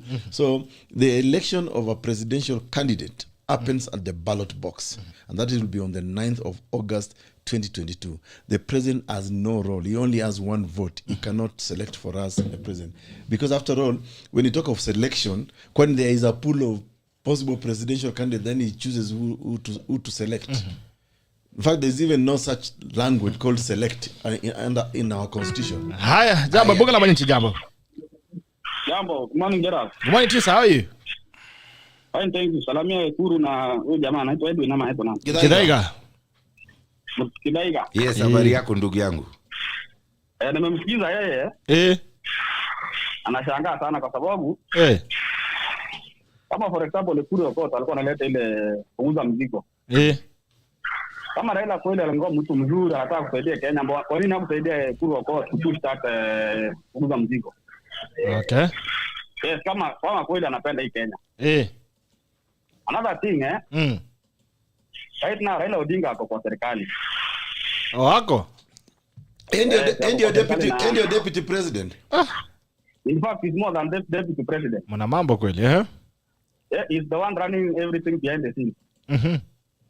Na bado we are witnessing corruption. Bado tunaona watu wanawawa kiolela. Bado wizi kila mahali kwa serikali. So that tells you Raila, Uhuru, Ruto and these other gangs vote. Okay. So nafaa huyu jamaa kama kweli angetaka kusaidia Kenya, Kenya anasema hapo. Angetafuta fresh blood mwenye ajai kwa serikali kama EKURU AUKOT. Kwa sababu ajai fanya kazi kwa serikali, ajai simama anywhere. Hakuna mahali ashasema amesimama kiti yote. So if that guy is truly Kenyan, Kenya anatuambia hapa pio umoja wasimia hakuna kwa Kenya, hakuna siku wachache kwa sana. Ile kitu na watu wafanyanga tu wanasiasa wanakuja wanakolongia wa Kenya, those they want to benefit. But Kenyans we are hakuna shida huko chini bana. Ni mashida tu tunaletewa na wanasiasa. Okay. So hii vijana wanasema si vijana kwa Raila, si vijana kwa Ruto, vijana kwa nani? So that government. Watu wanalipa pesa kidogo. They are paid. I've attended Raila's rallies, na attend ya Ruto, na nimeona. Youths are mobilized. They are paid money. Waenda waimbe. Pia tionenda hata wasobagi hizo manifesto zao watu. So waambie jamaa kama anataka kweli kusimama kusaidia wa Kenya, watafute mtu hapo na integrity, mwenye si mwizi, mwenye hajai simama kwa government akaiba. Wote anasema ni wezi bana. Ni wezi? Wezi, wote ni ile tu sasa unaangalia mwizi ni gani, si mwizi sana. Yaani wachubi between a devil and who is not that. And the lesser one. Okay. Yeah, so waambie bana acha kutudanganya hapo. Haya, amesikia wache kwa danganya. Acha ukora bana, sisi hatutaki kusikia ukora kwa hii nini. Nikipewa time ya kujibu naweza jibu, lakini yes, sasa ndugu yangu mimi nataka kuambia hivi. Ni kweli venye umesema vijana wametumika miaka mingi. Na vijana wametumika kama vibaraka za kumobilize na kupigia watu shangwe. Lakini ngoja ndugu yangu, nimekuambia kama ulikuwa unasikiza show kutoka before, nimekuambia tumeanza kitu inaitwa Azimio la Vijana. Na hii Azimio la Vijana ni movement ya vijana. Ngoja sikiza, ni movement ya ngoja kidogo. Unajua ndugu, hapo tu sikiza. Ngoja hapo Edward. Hapo kwa Azimio la Vijana. Juzi Raila aliunveil nini yake ya secretariat ya kurun campaign za Raila. Uliona kijana hapo? No boss, iko vijana kwa bodi ya baba. Iko vijana, ngoja nikwambie, wako vijana kwa bodi ya baba. Sawa sawa, unaona wale walikuwa, ngoja nikwambie, walikuwa first team. Unaelewa? Sasa iko ngoja sikiza, kuna hao sahi bodi ya baba imeweka vijana wako, mimi nakuanga hapo kila siku. Najua hiyo maneno. Na very soon wata announce kila kitu. But what najaribu kuambia, hiyo nafasi ndio tumepewa na baba. na ndio tumeanzisha azimio la vijana. Ndio vijana kama venye ndugu yangu hapa alikuwa anasema ya kwamba sisi kama vijana tunafaa tutafute njia yetu tukuje pamoja. Mimi nikamwambia kwamba vijana saa hii tayari tumetawanyika hata kisiasa, kiideolojia, kikabila. Lazima kwanza tuazimie. Na hata yeye amekubali hiyo jina, ni jina mzuri. Wacha kudanganya. Asikubaliani na wewe. For the Kenya. Tuache propaganda. Mimi sikubaliani na azimio, sikubaliani na Kenya. Lakini kuna mtu hapa ameleta swali hapa YouTube na anauliza anazungumzia mambo ya kazimia kukutanisha nchi. Lakini hao vijana wenyewe walionekana pale status wakiimba kwenye video ya kwamba yote yawezekana bila mtu fulani. Kwa hivyo azimio la kuungana ni azimio la mahali pamoja ama ni nchi nzima? Wacha nikwambie ndugu yangu. Ni swali sio. Kweli uko na selective memory. No, hapana mimi. Hao watu huyo ulisikia wakisema yawezekana, yote yawezekana bila Ruto, yote yawezekana bila Ruto. Kenya walikuwa naimba hivyo. Huyo mtu anaitwa Ruto ametusi rais, vibaraka wake akina Sudi, Murkomen. Lakini vibaraka wa rais pia wanasikiza bro. Wametusi rais, wamemtusi, na huyu ndio head of state na ndio ni deputy. Na yeye ndio party leader, akaenda akaform chama ingine, wakasema amekuwa kizunguka, na utakubali amekuwa kizunguka akisema Jubilee imekufa. Sasa hao vijana walikuja kuhakikishia Uhuru Muigai Kenyatta party leader kwamba Jubilee haijakufa. Asante. But kama kuna mtu ametukana Uhuru Kenyatta kuliko Wakenya wote kwa ujumla, si ni Raila? Tulipiga handshake hapo mambo bro. Amemuita mtu anavuta bangi, anakunywa mlevi, nini? You're dwelling on the negative. Mwananchi. Wacha mbunge wa wananchi amalize. Sasa Gerald. Bado niko hapo ama huko ndio nataka useme yako ya mwisho ukiondoka. Nilikuwa naambia huyu jamaa Edward kitu kingine nilikuwa nataka kumuelezea. Raila for example ana control Nyanza, si ndio? Raila ako na governors karibu, tuseme Nyanza ako na governors karibu 4. Okay. Ukiangalia ile ufisadi iko Nyanza, utashangaa sana. Governor kama Awiti na mwingine anaitwa Rasanga. Akuba mwenyewe. Kuna siku walistakiwa. Akubanes. Yes. Kuna siku hata Rasanga alikuwa ashikwe juu ya ufisadi. Yeye akasema nishaongea na baba, sio likuzwa. Hata Waiguru alienda huko kwa nini laundrette kusafishwa. Yes. So what kind of leadership unatuambia bana? Nyanza. Unajua hatujaona wakati. Asante dadi kwa nasikujema. Unajua. Thank you so much. Acha nione comments kidogo wananchi na bunge, kwa sababu ni wakati wa bunge. Acha tuangalie comments pia. Nambari bado ni 07798010 07798010. Bunge mwenye nchi likwazi. Nambari ni 0769800110. Haya. Na 110 ama 10. Haya. Charles Karigi, good morning. Good morning to Charles Karigi. Bito, kindly ask Daktari why in this digital age isn't he a formidable third force not creating enough to launch a serious push for president? Okay, King of Samuda, good morning. GB, good morning to you, sir. King of Samuda, Edward should understand that we will tackle any misinformation he will try to push. Edward, let the Azimio come to punguza mzigo. If that team is really looking forward to pushing this coalition thing you are trying to say. Okay? Anasema not the other way. So anasema muingie punguza mzigo nyinyi wazi. Utoke. Alafu unajua Charles Karigi. Okay, that was the comments alafu to Charles Karigi. I believe that with a well thought out digital social media as well as mainstream media strategy, it can make a serious push for the presidency.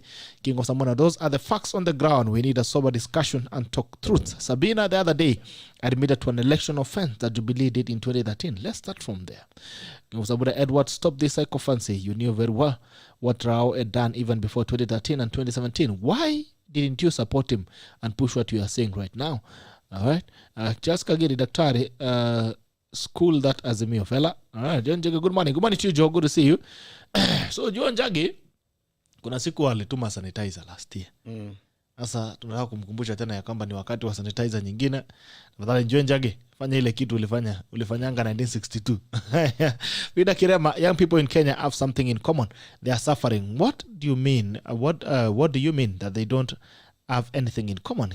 Okay. Denon Joga, tell Edward GITHAIGA that he doesn't represent me as a Kenyan youth, for he is there by himself. For the Kenyan youth don't need 6,000 bribery by former Prime Minister RAILA ODINGA, and speak for yourself. Hulak Ezra, good morning.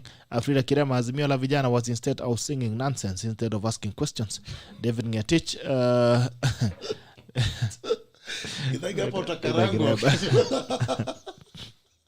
David Ngetich, when is Dr. launching his campaign? I need to be a volunteer. It's a large campaign. Paul MJ, morning GB, greetings to my party leaders and the 6th POC. I was following on FB, lakini uko usomi comments. Paul, David Areko anasema ambia Daktari Justin Teodora is a terrible example of a young leader, a fascist and a dictator. Okay. Paul MJ, GITHAIGA is a great young man. He should not be vilified. I like his conversation and oratory skills. Politically, he may be green. Maybe a green on, but he's very articulate and has a great future. Freddy Gongera, GITHAIGA's problem is the bag of money he receives makes his reasoning unfortunate. All right, I don't even receive bags of money. I hope he'll be able to be willing to share. Again, the good thing hapo because he needs to untie us. He should untie us. Then at Kipchumba, David Anjiri, Sakani, Raila changed. He's losing our starch. Okay, that's Sakani. Rosemary anasema waenga ndio walisema. Kathleen Kate, Raila will never be president. I don't know. Okay. I also believe so. About that. Agostine Watete, Henga Tuoji. JK Korir, ask GITHAIGA, who between the president and DP as the final say in the decision-making process? What influence does the DP have in the running of the country? DP can advise or give an idea to the president, but it is upon the president to heed and act on the advice or not. The promise DP made during the campaigns period was great if they were implemented. I think GITHAIGA is a face of politics of conmanship and hypocrisy. And Korir, good morning. Gerard, we are under influence of substances. All right. Well, quite next time when you invite people there, please ask them. Okay. Daniel Korir, Professor unachoma bana. Okongo, so AUKOT is about to turn 50. But he's on admission, but still calls himself a young person. Okay. Never called myself a young person. I just say I've got young people at my heart. And interest of young people. Right, yes. Rosemary Kabugi says almost 50, but he's an independent thinker. Okay.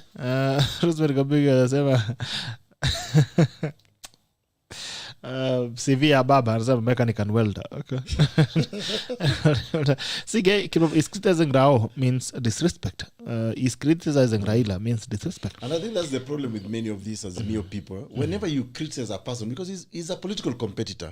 I'm coming into the political arena, so sometimes it's important to compare what this other person is saying to Kenyans and what I'm saying. Okay. So that is not a sign of disrespect.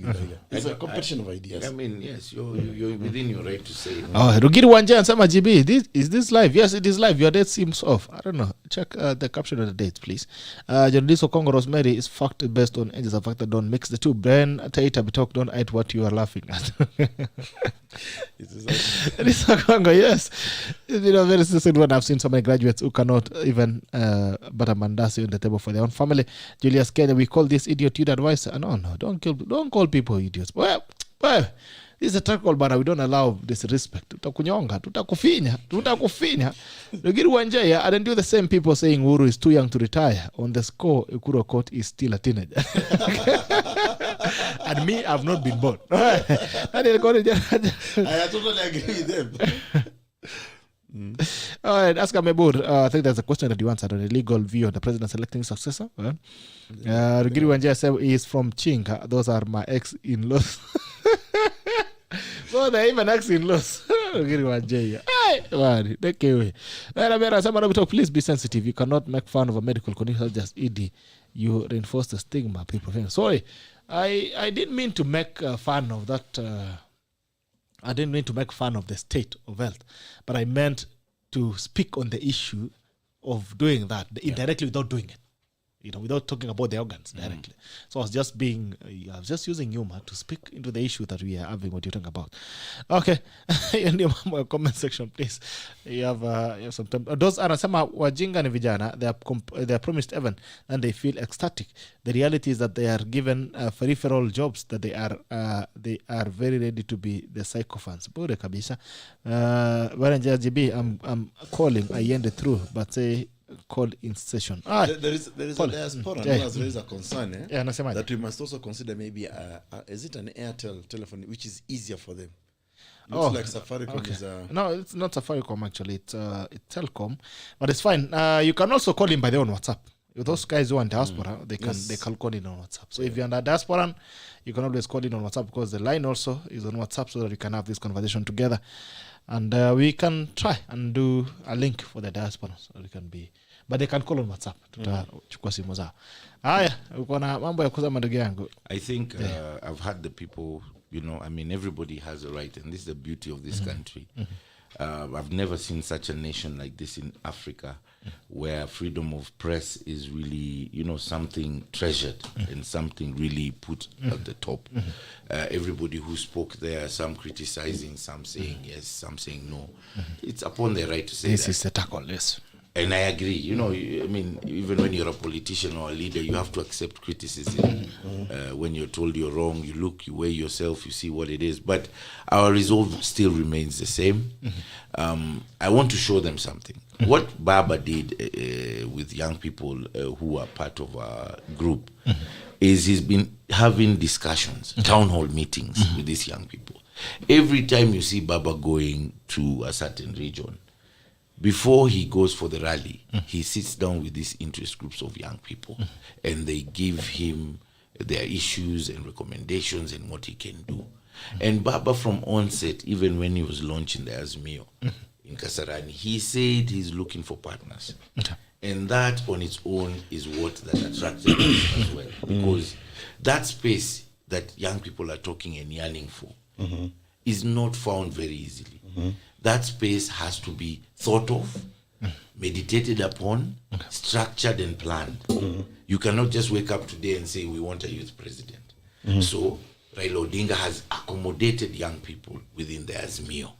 And that is why very soon we are launching the Azimio La Vijana, so that now all the lobby groups, all the interest groups, all the supporters of Baba can join into this one team.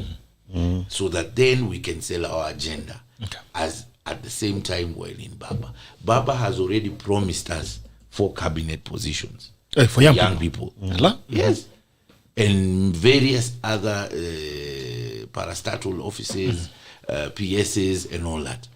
Kenya is and I keep wondering, is it possible to ratify these campaign promises in a document, like a contract? That's what we are doing in Azimio. When Baba said, when Baba said that it's partnership, partnership is an agreement. It's not by word of mouth.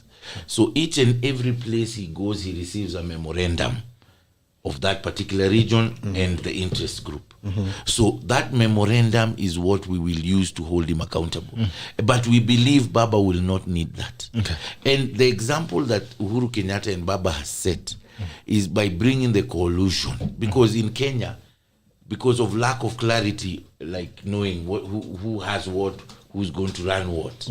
But now with the Coalition Act there, we'll be able to have agreements that will ensure political sustainability and prosperity of this nation.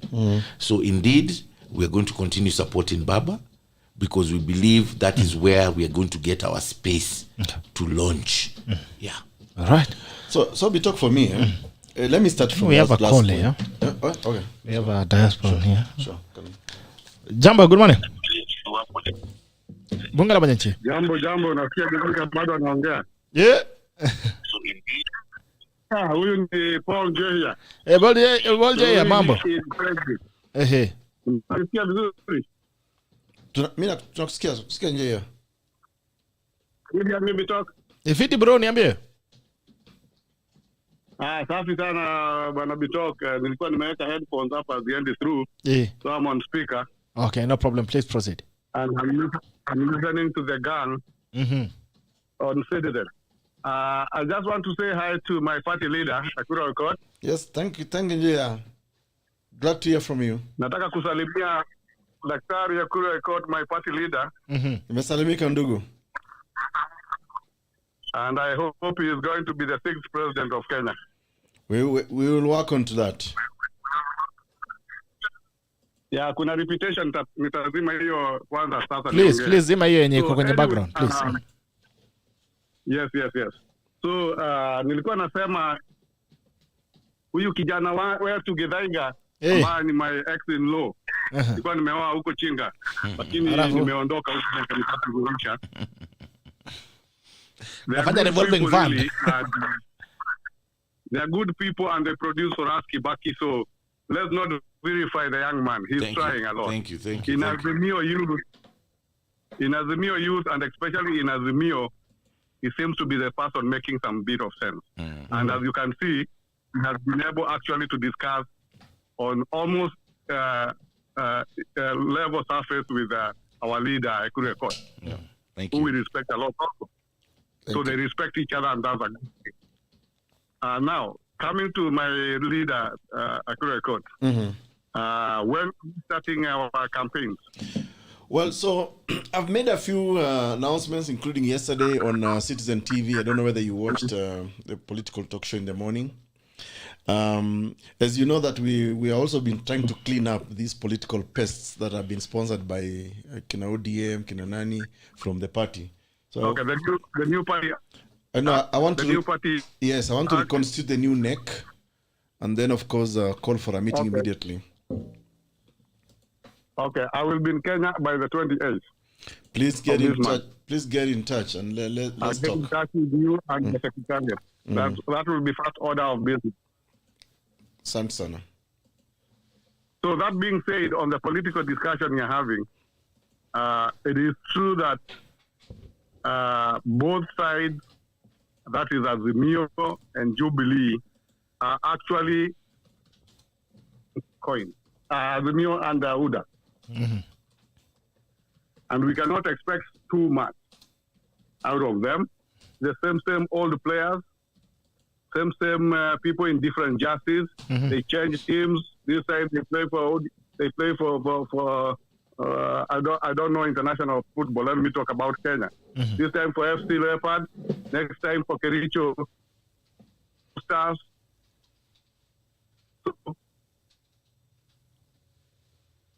Okay. I think we've lost some. Network yake ni mbaya. Haya, kwa sababu ya masaa. Yeah, so Bitoka, I was going to respond to two things. The first one is, what GITHAIGA has spoken about, political promises and agreements. I want to remind GITHAIGA that this is not new in the context of Kenya. The challenge has always been, and the problem has always been, the honoring of those political agreements. Because even party manifestos or political party manifestos are actually agreements that you sign with the people. And when you successfully make it to that political seat and you don't implement those manifestos, then you have actually dishonored them. So nothing is new.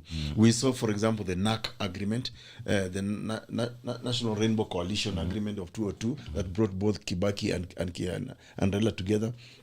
2-3 years later, nothing was implemented. Only that the only saving grace was that Kibaki, as an economist, as an intellectual, he believed in this country, never believed in shouting so much, never believed in threatening people, but he implemented policy. He allowed his cabinets to work, and he never politicked during his tenure, and we saw the benefits. Today we can remember Kibaki with the CDA project, Thika Superhighway, and even the economy was trickling down to the people. So there wasn't much suffering. So these political agreements and and political promises are not so new. So I will caution my good brother here, GITHAIGA, not to fall so much into them, because there is evidence of how they have not been honored. Even in the most recent past, starting with even Jubilee Manifesto itself. When they had a government without any interference at all in 2013 to 2017, they could have implemented the things that they promised, but they lied. In 2017, they came up with a big four.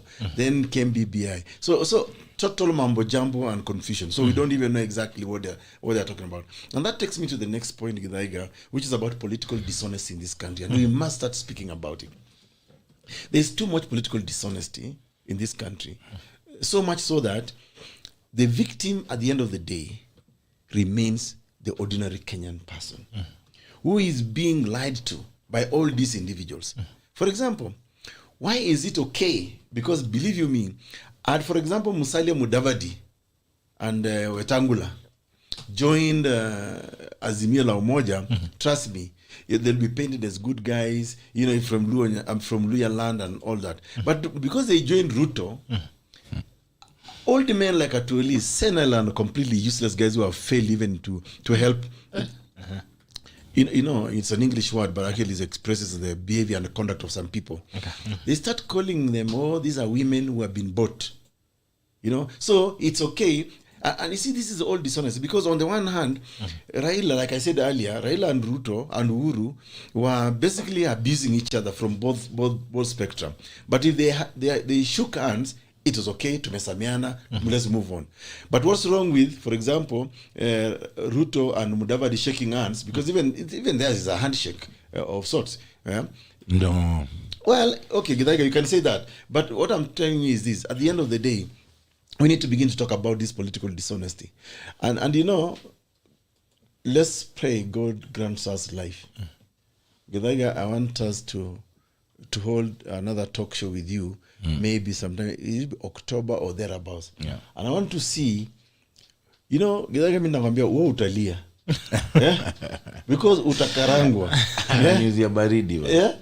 Sikuzi baridi. Na kuingiza nje. Nakwambia tu kweli, because I know many people who were promised that, you know, the moment the country is being defined in terms of personalities, few personalities, at the end of the day, it's about them, it's about their interest. Which is why you can see this dancing around. In a country of 50 million people, for heaven's sake, why is it that we are discussing this country in terms of, oh, it's Raila, it's Ruto, it's Uhuru? Why can we say it's about Githaiga, Bitok, you know, especially me? Yeah, should be more about me. Exactly. For me, that's why I'm saying, and I still want to urge you. I wish we could really mobilize the youth of this country to say we can run this country, because look at the successes the youthful people in this country have brought. For example, in the field of technology, you know, say young people, if they can actually bring such intellect into the running of government, look at athletics, look at other sporting events, football and the rest. It's the young people. So what is so magical about politics, running a government? Just giving a youthful person, you know, you handle this department and that, and they know, they have the know-how, they have the knowledge, they have the skills. They have never been given the opportunity to do it. And the problem with young people, we have been made politically, I mean, you've been made to be political beggars. Every electoral cycle, you are being mobilized. Kwani, this is not the first time we have seen young people being mobilized around this political people. Yeah. My good brother. Yeah. With Baba, we have programs set. Baba is already the fifth one. And Baba the fifth. yes. Okay. And our Already. discussions are active. You know, like when you have an active, interactive, touchable, tangible discussion. And what we are saying is this. We have chosen this space around Baba because he's given it to us, and we have also demanded it. Okay. And our movement did not start yesterday. Young people of this country have fought. Every year you're promised, you hold on again. Every year you're promised, you hold on again. But the difference with this time with Baba, unlike the other side, and I really respect you. So how do you measure Unlike, that? How do you measure the difference? The this difference, time? that's Yeah. what I'm coming to tell you, Yeah. is we have agreements and partnerships. Like I've already told you, Baba has promised through an agreement that he's going to give 4 cabinet positions to young people to start with. Number 1, day 1, his first 100 days. Baba has said that he's going to revolutionize. He thinks like you, and bring that change that people have been yearning for. Like unemployment, brother. You say this country is full of resources. It's full of opportunity. It's just that the people who are organizing need to organize better. And what Uhuru Kenyatta has done, he's done his best. Yeah? And you see, you also challenged him the first 5 years. Brother, it was a problem. Uhuru is recognizing this as his term. The first 5 years, and you know, it was like Amkate Nusu government. And what Uhuru did his best is, if you look at who he appointed in his cabinet, was the entire face of Kenya. If you look at what William Ruto employed, was his people alone. from one, and I have nothing against that people from that region. Okay. But this brought a lot of imbalance. Hold on. It brought a lot of... Wait, let but me Uhuru's just side also had people from his nini. I lose this. It brought a lot of imbalances, right? And now, the second term is where now Uhuru has been able to cure these things. I heard you very well speak about Vision 2030. The expressway, Konza City, these are Vision 2030 projects. SGR, these are implemented projects, though how difficult, but they are Vision 2030 projects. You're talking about the Big Four agenda, and this is why Uhuru and Ruto parted ways back in 2018. Uhuru clearly stated, and he said, mimi nataka tufanye kazi. There was political infidelity. Brother, hii mambo ya kutangatanga, tuache mambo ya siasa, tufanye kazi. And that is why you see over 10,000 kilometers of roads have been completed. Millions of Kenyans have been connected to power. These are things that even since independence, even with Mwai Kibaki and his economy, was not able to achieve.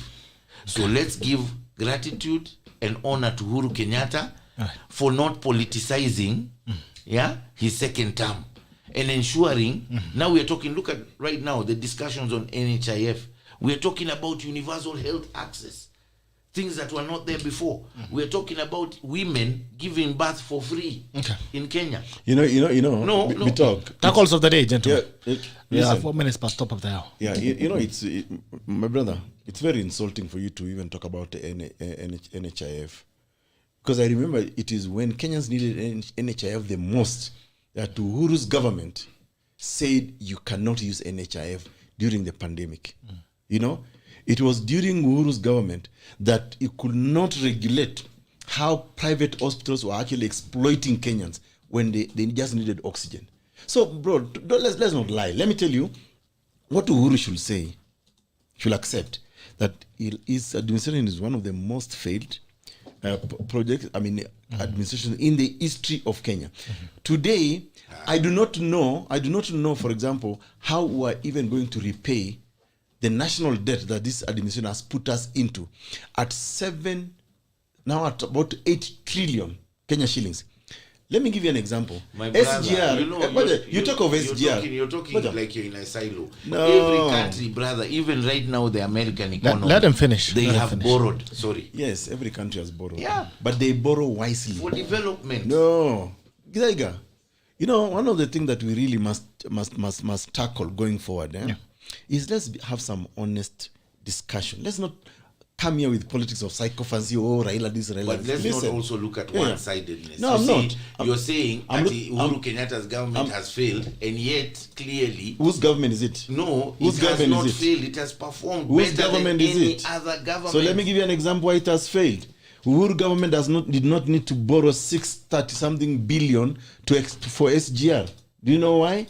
The difference between SGR and MTR, the meter gauge, the MGR, meter gauge railway, is only the width.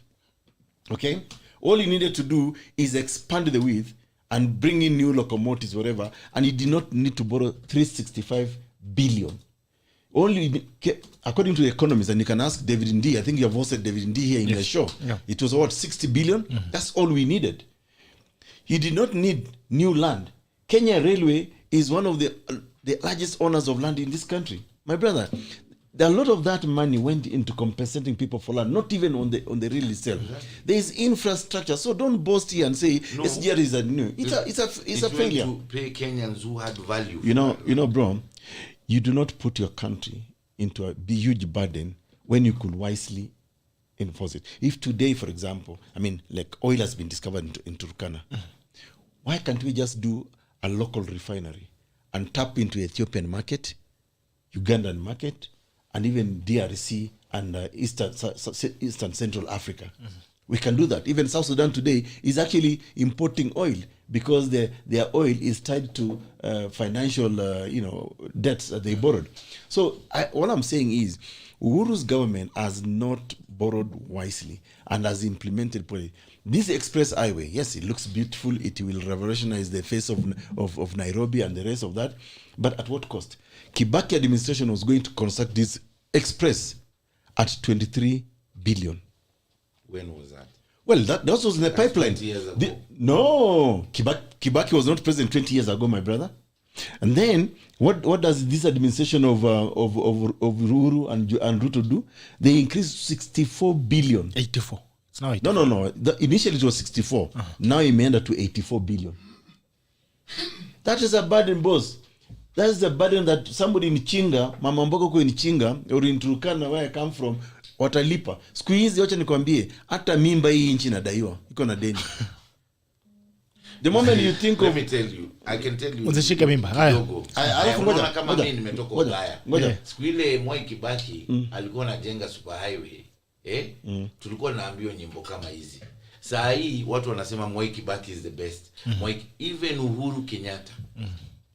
His legacy shall not be forgotten for years to come. But I don't know. I don't know how much did you find it. Let's have an honest conversation. 8 minutes. Okay. Corruption, which we call theft of public money. A president himself admits, on national TV, that we lose 2 billion every year. We lose 2 billion, which means he has knowledge of where this money is being looted from and who is looting the money. What has he done about it? Nothing. You can't say nothing, brother. Okay, tell the listeners. Look, Uhuru is not the prosecutor. Uhuru is not the investigator. Uhuru is the president. I'm sorry, that's a really very simple and simplistic. No, you cannot say Uhuru has not done anything. Okay. Uhuru's government, there are several ministers who have been removed from his government. There are several. Look at even how many cases EACC, because it seems he's now anti-corruption. I think we need to look at the prosecutions. Anyway, man. guys, tukifunga next time. Yes. I think next week. You're a young promising man. Don't contradict yourself. On the one hand, you are saying Uhuru's administration has done this and you are praising him. Yes. But when we point out where there are wrongs, now you start saying that, he's not a prosecutor. But he's the one who appoints prosecutors. He's the one who appoints the director of criminal investigation. No, it goes through parliament. It goes through parliament. Okay. Tutabadilisha na utapeli wa kisiasa kama hizi juu ya kina Azimio na kina Wilbaro. Guys, 30 seconds of tackles of the day. Yeah. I'll start with you, GITHAIGA. So thank you very much. I mean, this has been a great show for me. I've learned so much with my brother here and all the callers and all the people who give comments. Indeed, Kenya is moving towards the right direction.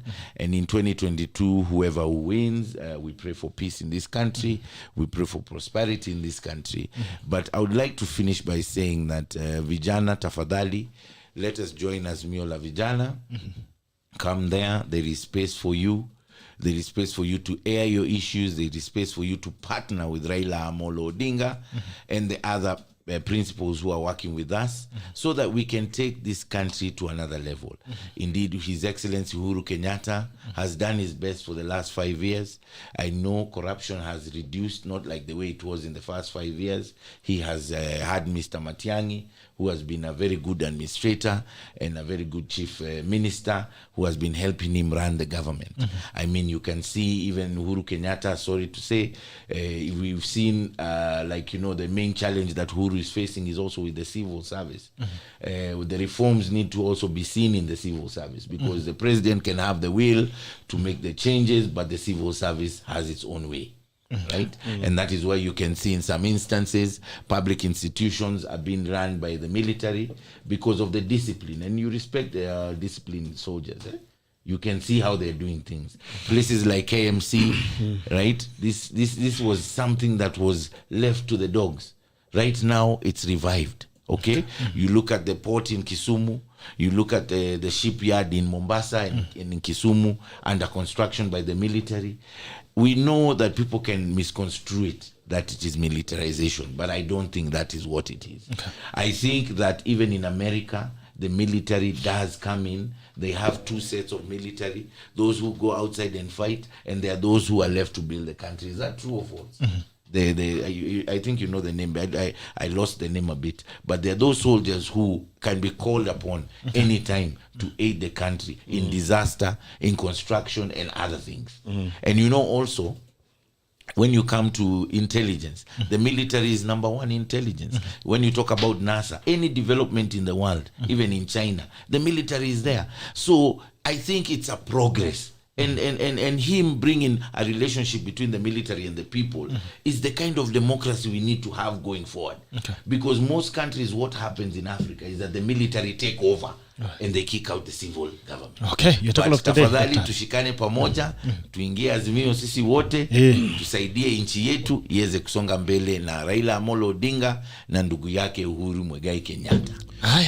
So my talk of the day, Bitok, is that Kenyans should wisen up and not buy into these old tired political narratives of Azimio la Umoja, or the same people who have duped us over the years, or Suji Kenya Kwanza.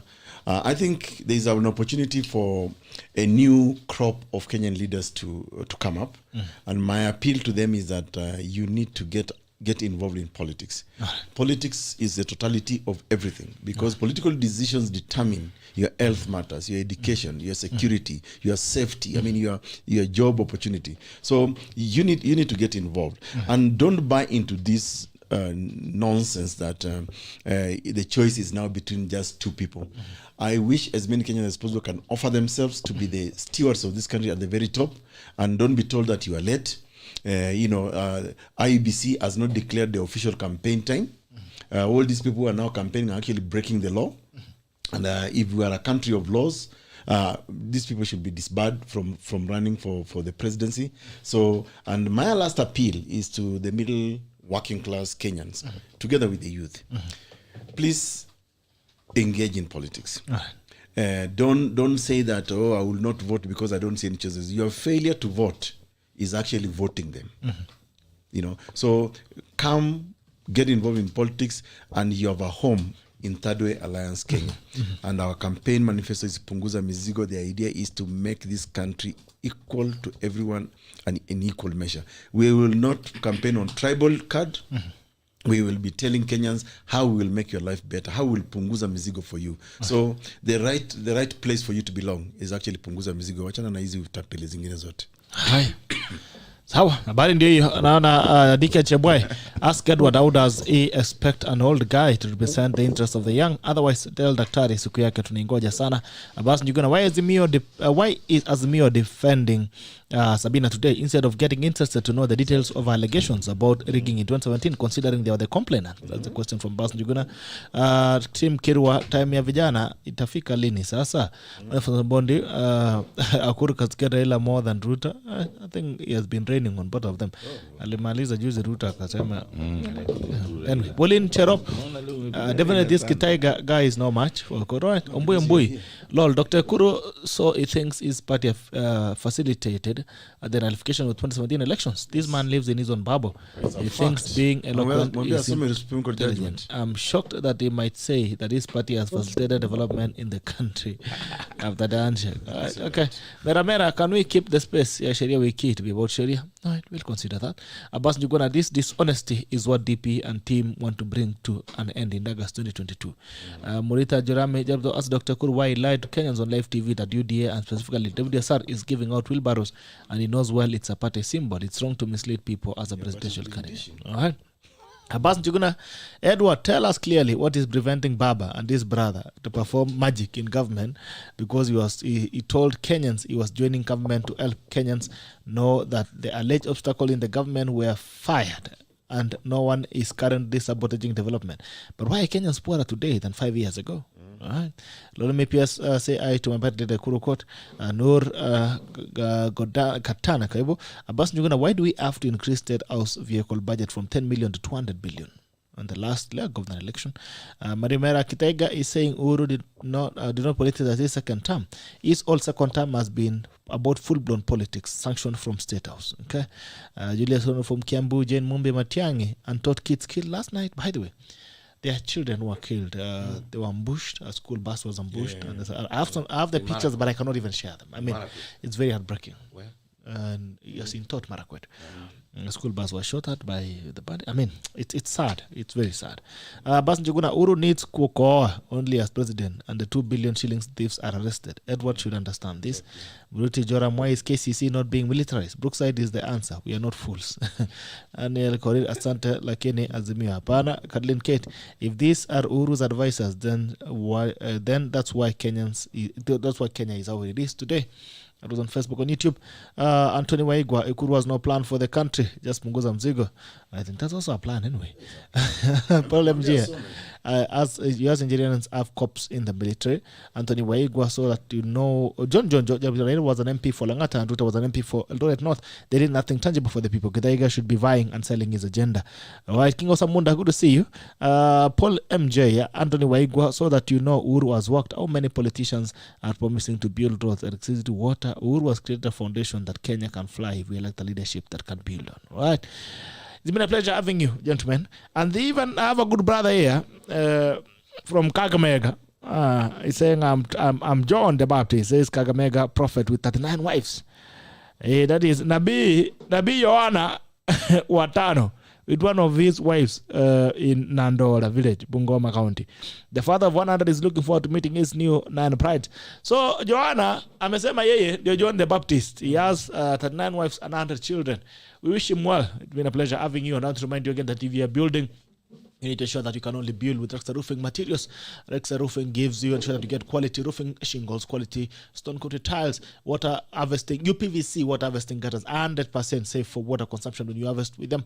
You ensure that weka kwanza Rexa Roofing materials, weka UPVC water harvesting gutters, hapo unahakikisha kwamba mambo inakuwa shwari, maji inakuja ikiwa sawa kabisa. Jana there was a surprise mvua. Can you imagine you have harvested water yesterday? So Daktari EKURU, as you are building in Nairobi, jana kulinyesha. Sana. Unalala sana bwana. No. Kulinyesha sana. Lala sana. No. There's no rain. Ilala. Kulinyesha. My neighbor, there's no rain. But we almost share neighbor. But Nairobi is like that. There are some parts that rain and some part doesn't rain. So when you become president and you're building affordable housing, you need to roof properly for the Kenyans. With quality Rexa Roofing products, visit www.rexaroofing.com. Mwapigia simu 704-646-6664. Ama watembele pale ofisini Menelik Road, Menelik Court, first floor. Ukisema tumekutuma unapewa 3% off, 3% off on when you buy with Rexa Roofing. I remind you again, quality roofing shingles, stone-coated tiles, and we're giving you 2 guarantees. 10 years workmanship guarantee when you do the installation. This is what we are promising you, that if we do your project for the next 10 years, we'll ensure that we are there on the project to ensure that if anything happens to your roof, we'll ensure that it's corrected and your roof remains as new. And we are giving you 50 years product guarantee. I don't know where you'll be in the next 50 years. GITHAIGA atakuwa wapi? GITHAIGA ndiye atakuwa baba wa siku hiyo. Tunasema you're supporting GITHAIGA. Sisi kama vijana wa siku hiyo tunasupport baba GITHAIGA. Alright, your roof will still be there with you as fresh as it was on the first day. So see you guys, take care. This has been the Tech on the Friday edition. Enjoy your weekend. Weekend inaanza kina Njei ya sijui wanafanya aje president. Njei alisema kuna gunia ya nini? Anafanya ile kitu. Yes, ndio lazima tugonya. Anafanya ile kitu. Yako ndani ya mfuko. GITHAIGA. Fanya ile kitu. Fanya ile kitu. Fanya ile kitu. Fanya ile kitu. Fanya ile kitu ilifanyanga 1952. Alright, enjoy your weekend guys and see you again on see you tomorrow on Cast FM at 7:30 p.m. Jioni pale tupigane, tupatane kidogo, tupige story pale jioni. Na tupatane pale Radio Jambo asubuhi. Mazungumzo waziwazi asubuhi kuanzia saa 4 hadi saa 6. Alafu basi jioni tunakutana kwenye radio pia Cast, tuzungumze ile mambo Kenya, dunia hii inaenda. Until Monday the Common Sense edition. Take care. Where? To Azimio la Vijana. Konani? We're going around the country. Okay. And we're going to be having these debates. Okay. And we're looking for utatuambia tutakuja. Local upcoming stations such as yourself. Tutakuja. And by the way, international. What I'm saying. Inua jamii. Yes. And that's what Baba is about.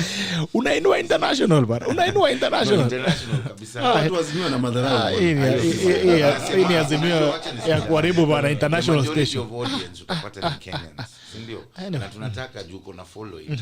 Tukienda area hizi zote tunaenda, unakuja na sisi. Tutakuja.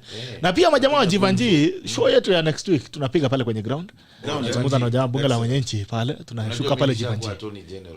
Wa Jivanji. Bas, so tunashuka pale karibu.